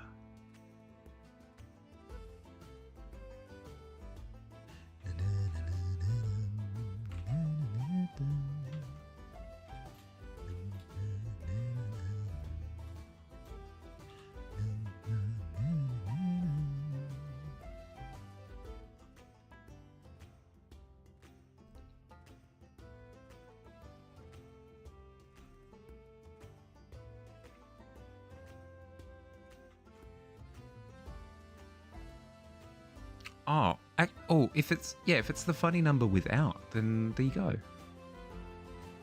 Crisis averted. Yeah, exactly, Tomcat. No, I completely agree. Bought 6 to make it an even 70. Well, fate. Fate smiles upon you by them forgetting one of your orders.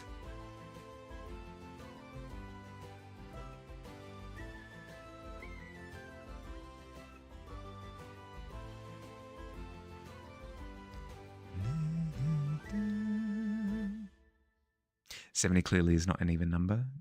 It does not feel even.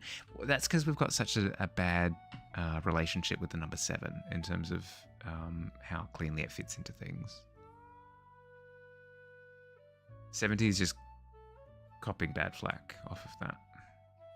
I imagine that's what's going on there.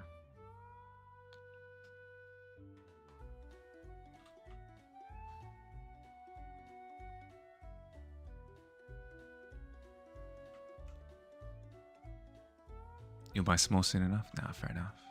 You need to get up to 420 to hit the second funny number. You have to do it.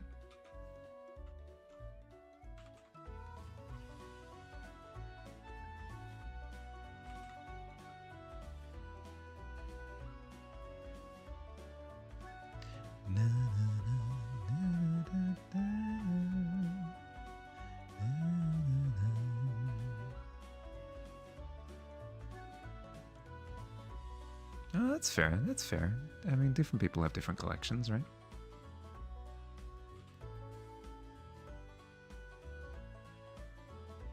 You have a severe addiction. I mean, that's one way of framing it, I suppose.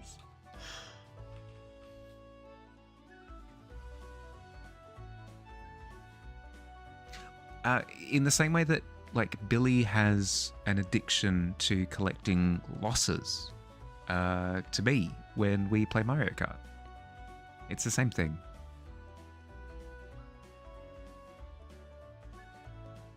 You'll probably stop buying.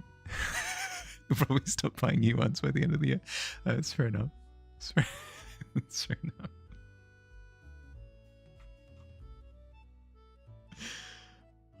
It's too much fun. Since your wish list is getting shorter and shorter, fair. This war will be over by Christmas.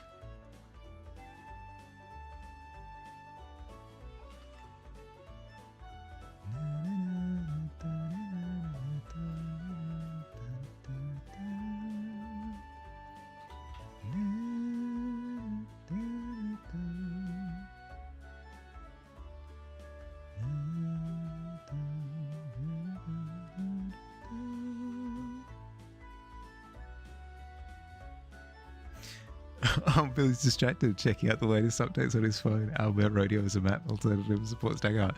What a great DM and friend he is. I'm going to insult him. Yeah, it sounds about right. It sounds about right.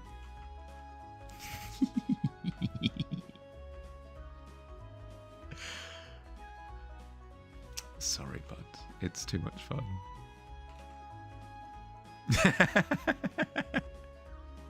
That you won about. Did you? Did that happen?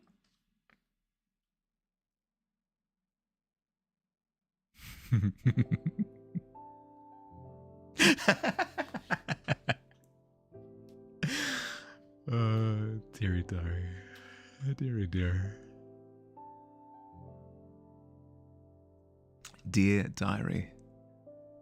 I did a bully at Billy again today, and all was well.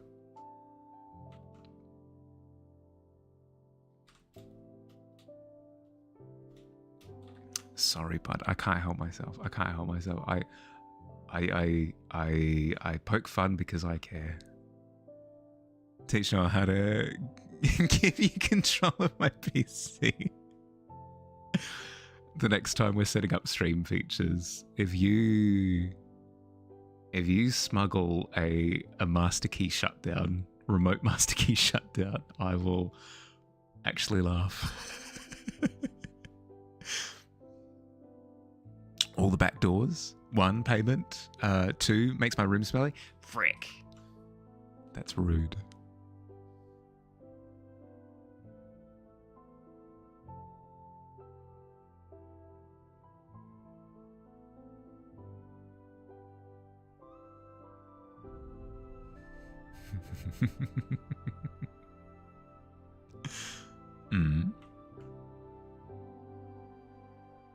What's up, bud?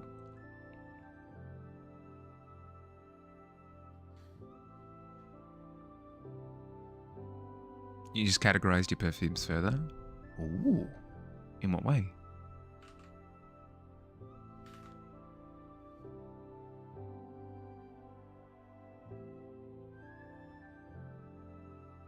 Ones you wear in-house? Wait, you wear perfumes at home? No, that makes sense. You said that you enjoy just smelling the aromas. That makes sense.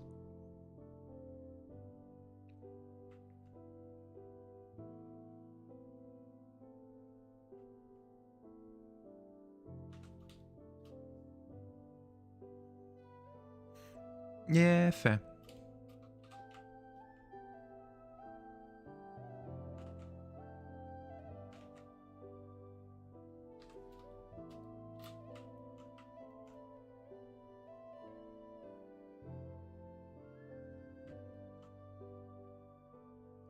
I tend to have the video game logic, you know, the classic.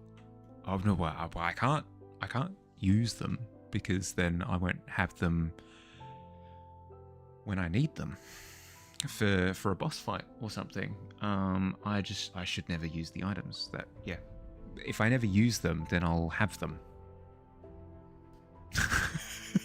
You know. My hoarding mentality when it comes to video. Oh, it's awful. Awful.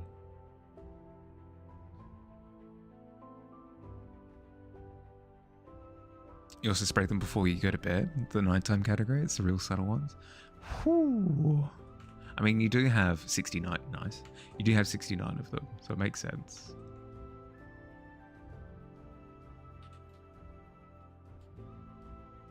Some people buy nice cars. Some people get like a, you know, big video game collection, whatever it happens to be. I think it's fine if you've got this as a hobby and collection and that you use often. I think that's nice.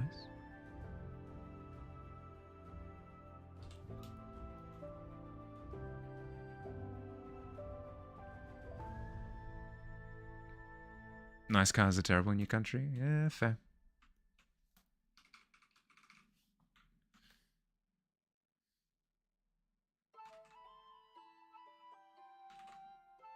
Not very rideable because road conditions. Ah, fair. No, I'd be terrible. I'd get like if I could spend infinite money on something, I'd do something stupid. I'd get like a bunch of cards or something. I'd have like a massive card collection. I don't know. I just don't have stuff. I don't keep stuff.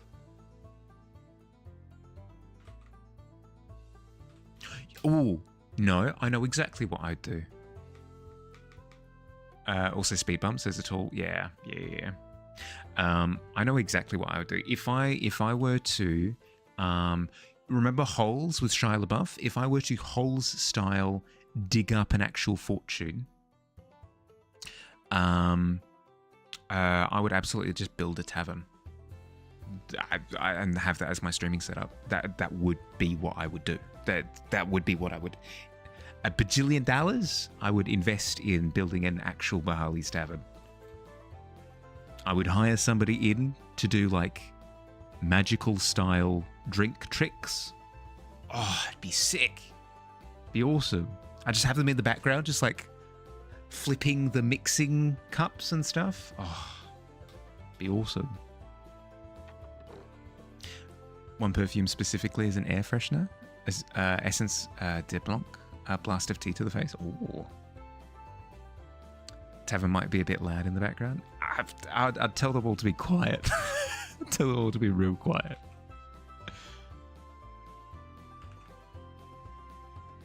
Bitter tea. I mean, a lot of tea is bitter.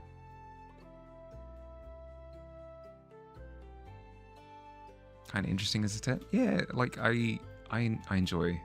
Like Earl Grey is a favorite tea of mine, and that's quite bitter.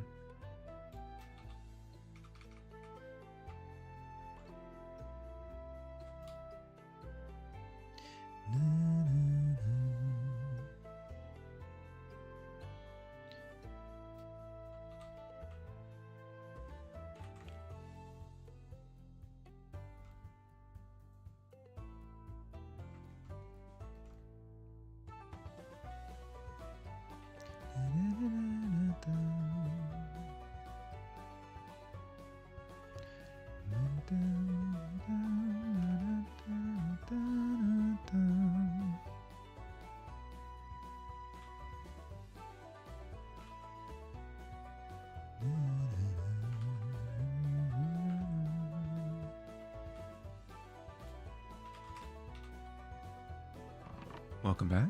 I think we're back. Oh, by the way, Pretender. Sorry that it took so long, but finally got around to it. It's not perfect, but I got it as close as I could. Yeah. There you go. Boom.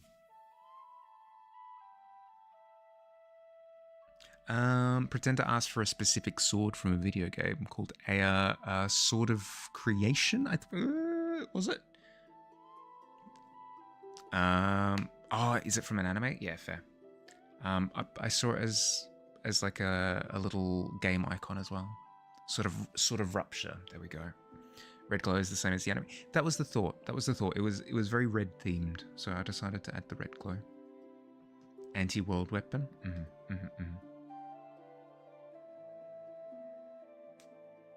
Hope you like it. Hope you like it.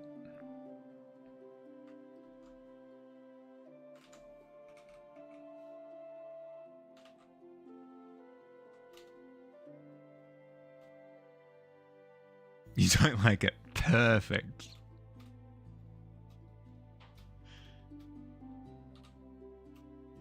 I don't like it. It's awful. I hate it. You love it. Nice.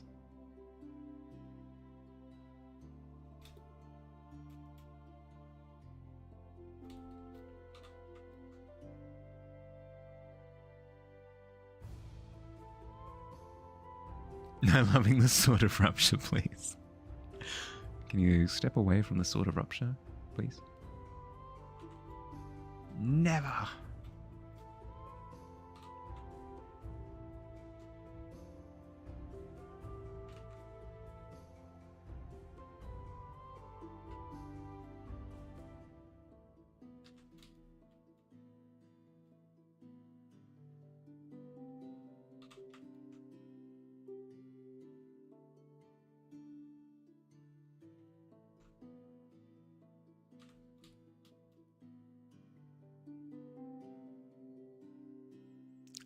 There's things that shan't be ruptured. Oh no.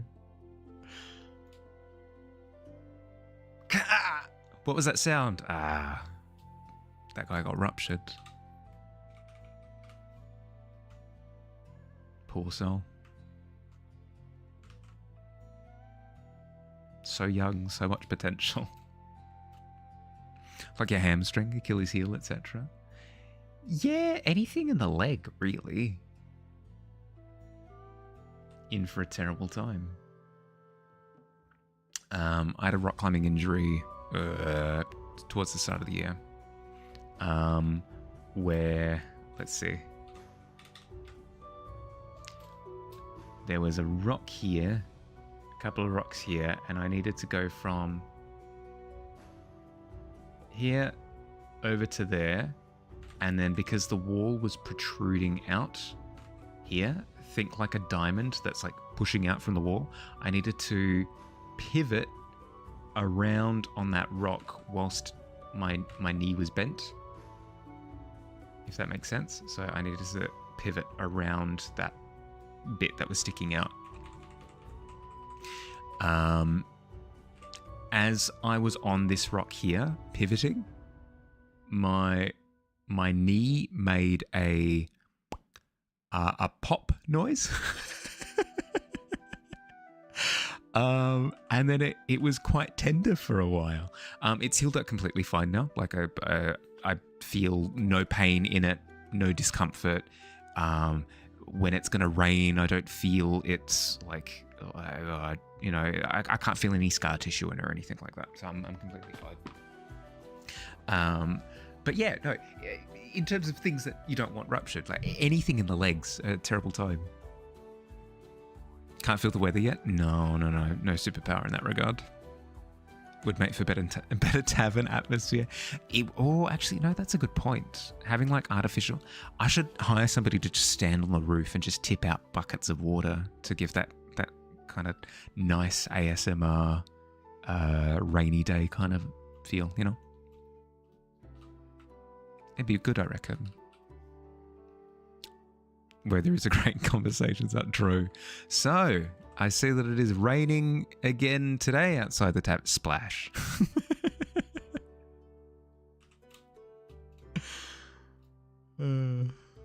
It's good. It's good.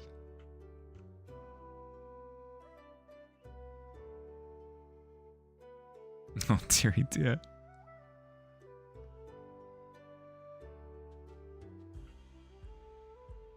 Ooh, 19 is not bad at all. Not bad at all. Adventure wants to go outside. There's a storm brewing. I can feel it in my bad knee. Splash as the bucket pours out on top of the roof. But no dice.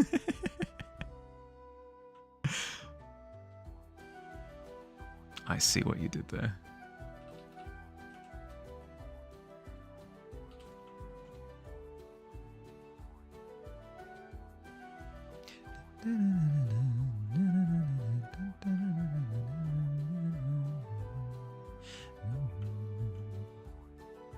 Is Nido King sweating?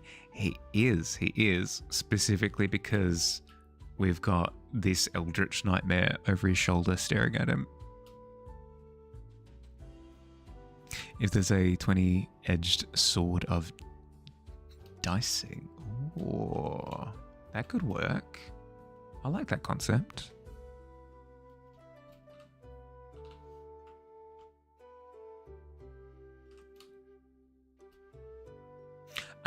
But yeah, I mentioned before that I'm on a Pokemon kick at the moment.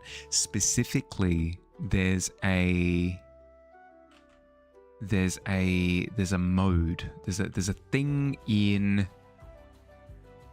Sword and Shield, specifically the Crown Tundra expansion for it, called like Pokemon Adventures or some Dynamax Advent, whatever.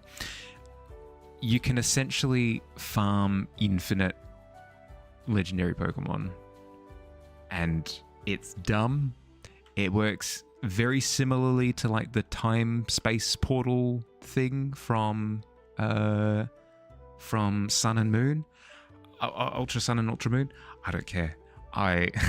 It's so freaking addictive. It's the thrill of like gacha pulls without having to spend any money. Maybe a club, or maybe a club of dicing would be more fitting, even though that just describes D&D club. I mean, that in and of itself is fun. Would be horrible to sharpen and maintain. Yeah. 20... Wait, no, if it's 20-sided, it would mean that it has double the edges, right? that you'd have to... Because if you're sharpening a knife, you have to sharpen both... I suppose it counts as one edge, right? Okay, so yeah, it would be 20 edges. Yeah, okay.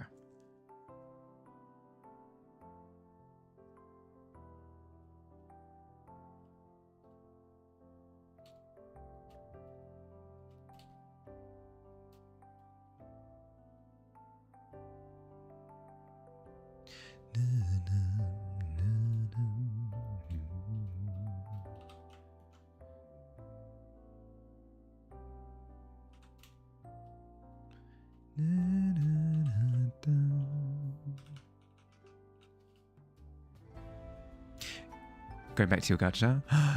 No.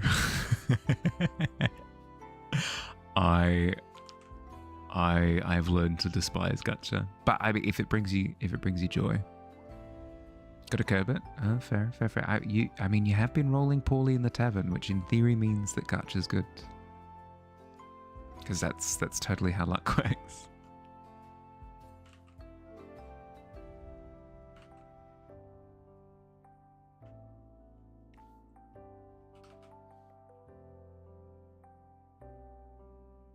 You don't spend money on it anyways? Yeah, that's fair. That's fair.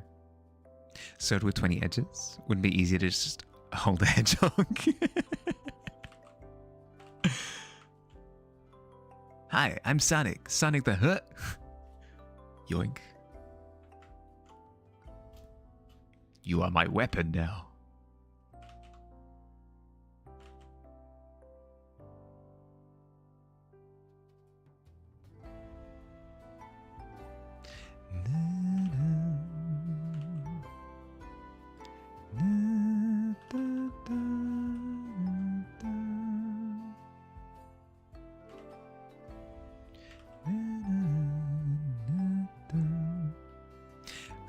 Weapon would have amazing attack speed.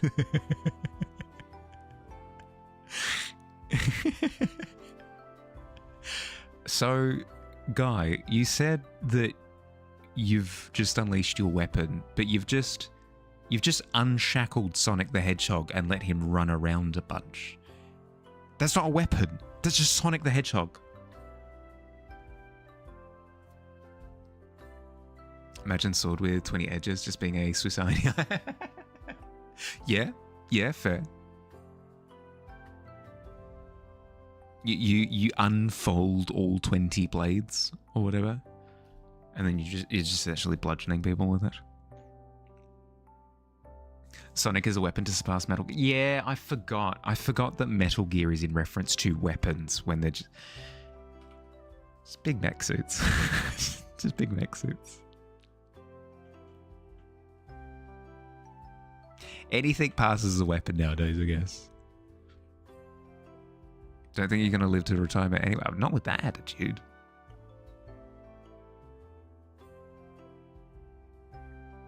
$40 or $50 max. I mean, it's not what I recommend, but it's your life to live.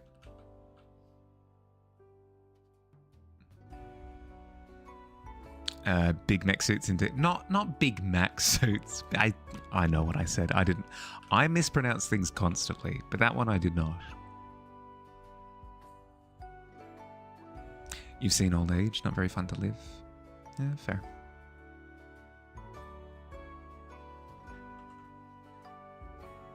Just pick the sword best suited for your current. But nah. Unfill all of them. Unfill all of them. Have heard death is a once in a lifetime experience. And then obviously it's low hanging fruit, but death is to die for. You must try it, darling.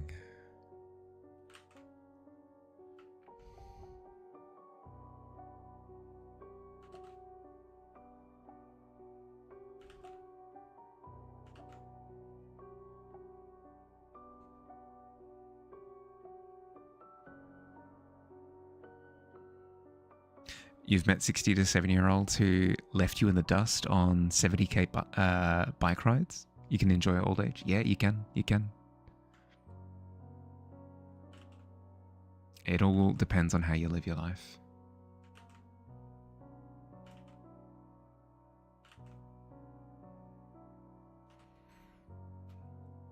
For example, if you live exclusively on a diet of, I don't know, beans and timer juice, you're probably in for a bad time.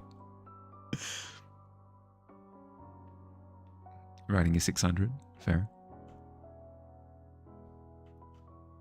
How you going, Biz? How's your day been?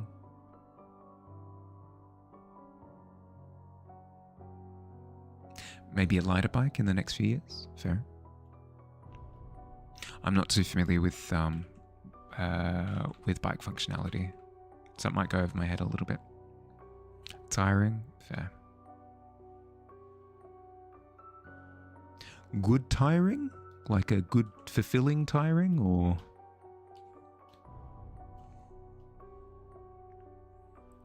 You riding these guns, or...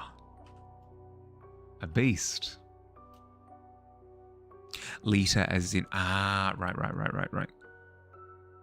Lighter as it... Yeah, okay, fair. Playing with virtual tabletops at the moment. Oh, nice. 2-litre bike. When you fill both bottle cages. Is that how that works?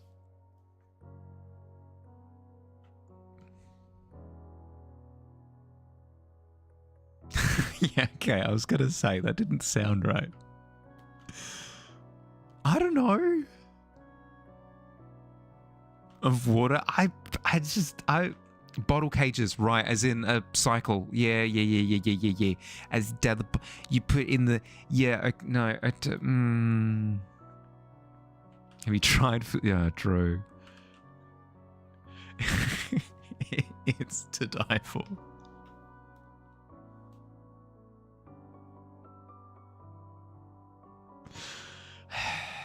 Stupid.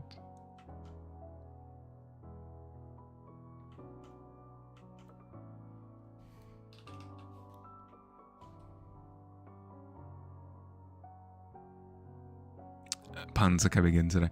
Notice a trend. Whenever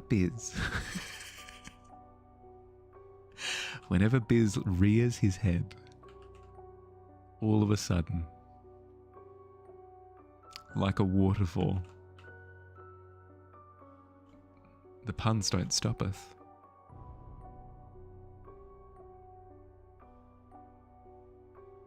Na, na, na. It smells okay. Trying it now and it seems... No. Note to self, drinking petrol hits you like a truck.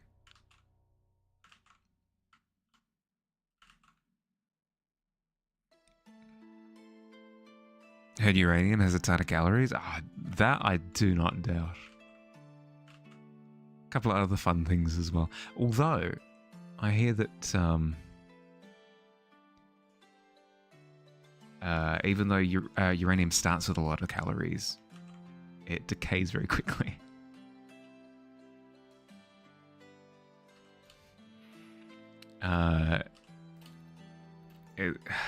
Something about...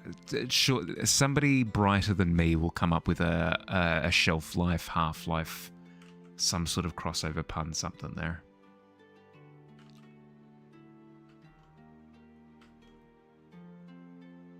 There's something there. I'm not the one to find it.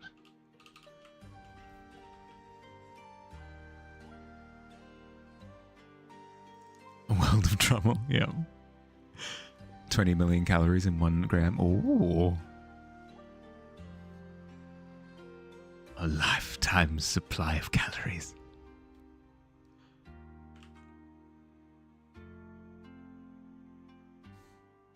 Yeah. Oh, glad to see we're on the same page, Black Cat.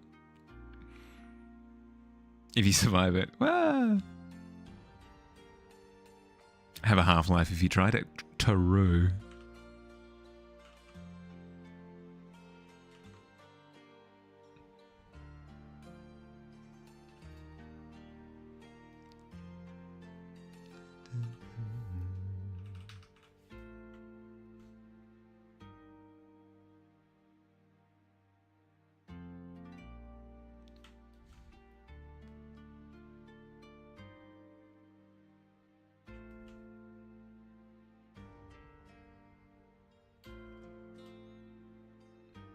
taste that lasts a lifetime. What a selling point for poison. Yeah, actually, no, that is a good point. We don't have enough creepy salespeople anymore, you know? Where's the ghoul? Where's the ghoul who's in the alleyway who goes, I was going to say, where's the ghoul that sells potions, but Noxua's attempting to fit that niche as we speak.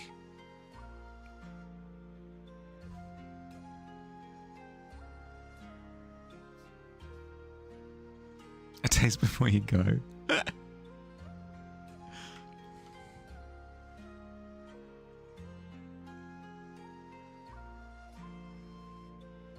You're doing an excellent job at it, by the way, Noxua.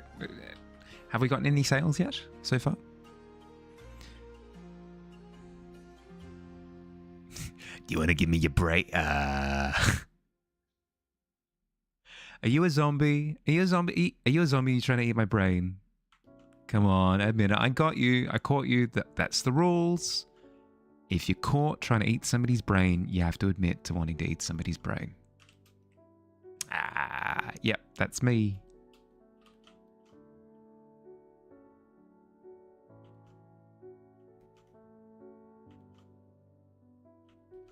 Zombie Thompson.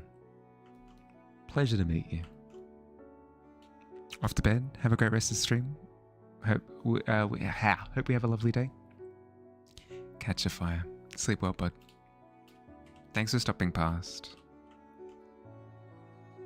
And supplying people with vodka. Rest up.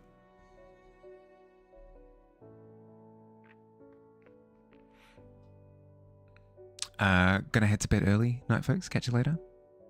You feel like a copycat? Because you are, clearly. Well, we've got the proof. Sleep well, bud. Rest up.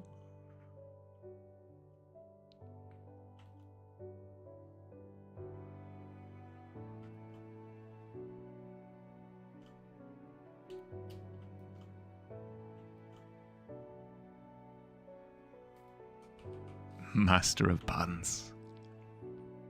All right, we're closing in on the final minute or so. Mahali is also feeling a bit exhausted, so much so that apparently I've started referring to myself in the third person. So I'll look to end up stream in a second. Just a heads up. Almost stream end anyway? Yeah. Yep.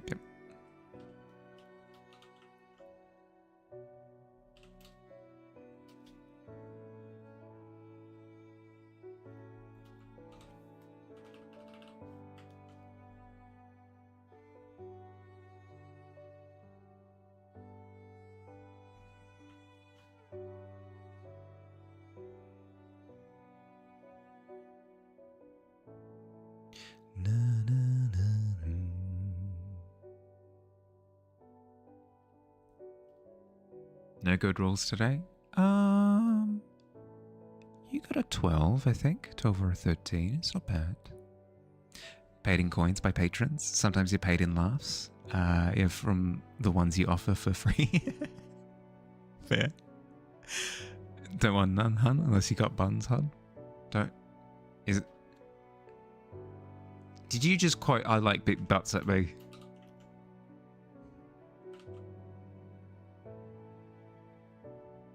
How dare.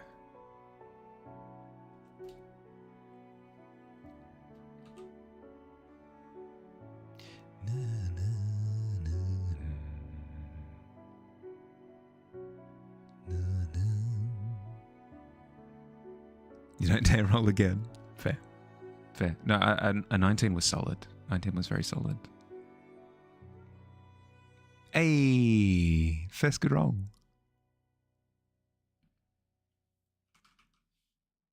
Roll and get a 20. No. I rolled my 17. I'm satisfied. 14's not bad. 14's not bad at all. For low level adventures, 14's a definite pass for most, if not all, tasks. No, squid. Deary dear. Oh, 12:15. Okay, we're in the clear. We're in the clear. All right. We are getting places. We're getting places with this. I need to start speeding up my lighting, I think. I won't worry too much about rendering again. I won't worry about rendering too much. I'll just in the same way that I've just capped off some of the lighting here across the character, I'll go through and just pencil in the lighting tones that I want, and then I can render afterwards. I did it, yeah! Until either you get a 1 or something higher than a 15. Immediately. Alright, I shall leave it there for tonight. Ooh. Thanks for hanging out, everyone. Hope you had fun. Yeah. More fun tomorrow. It'll be an afternoon stream, so starting early. And then more Balan on Friday. Look forward to that. If you're looking for the drawing prompt for this month, it's in the Discord. It's Sept Armory for this month. The details for that can be found down in the monthly art fair down the bottom. Yeah, otherwise, catch you later, everybody. Have an excellent rest of your day or night, depending on where you are. Look after yourselves. Catch you around. Bye, everybody. Bye. Oh, no, blood. Hi, good to see you, but heading off now. Have a good night, everyone. Bye.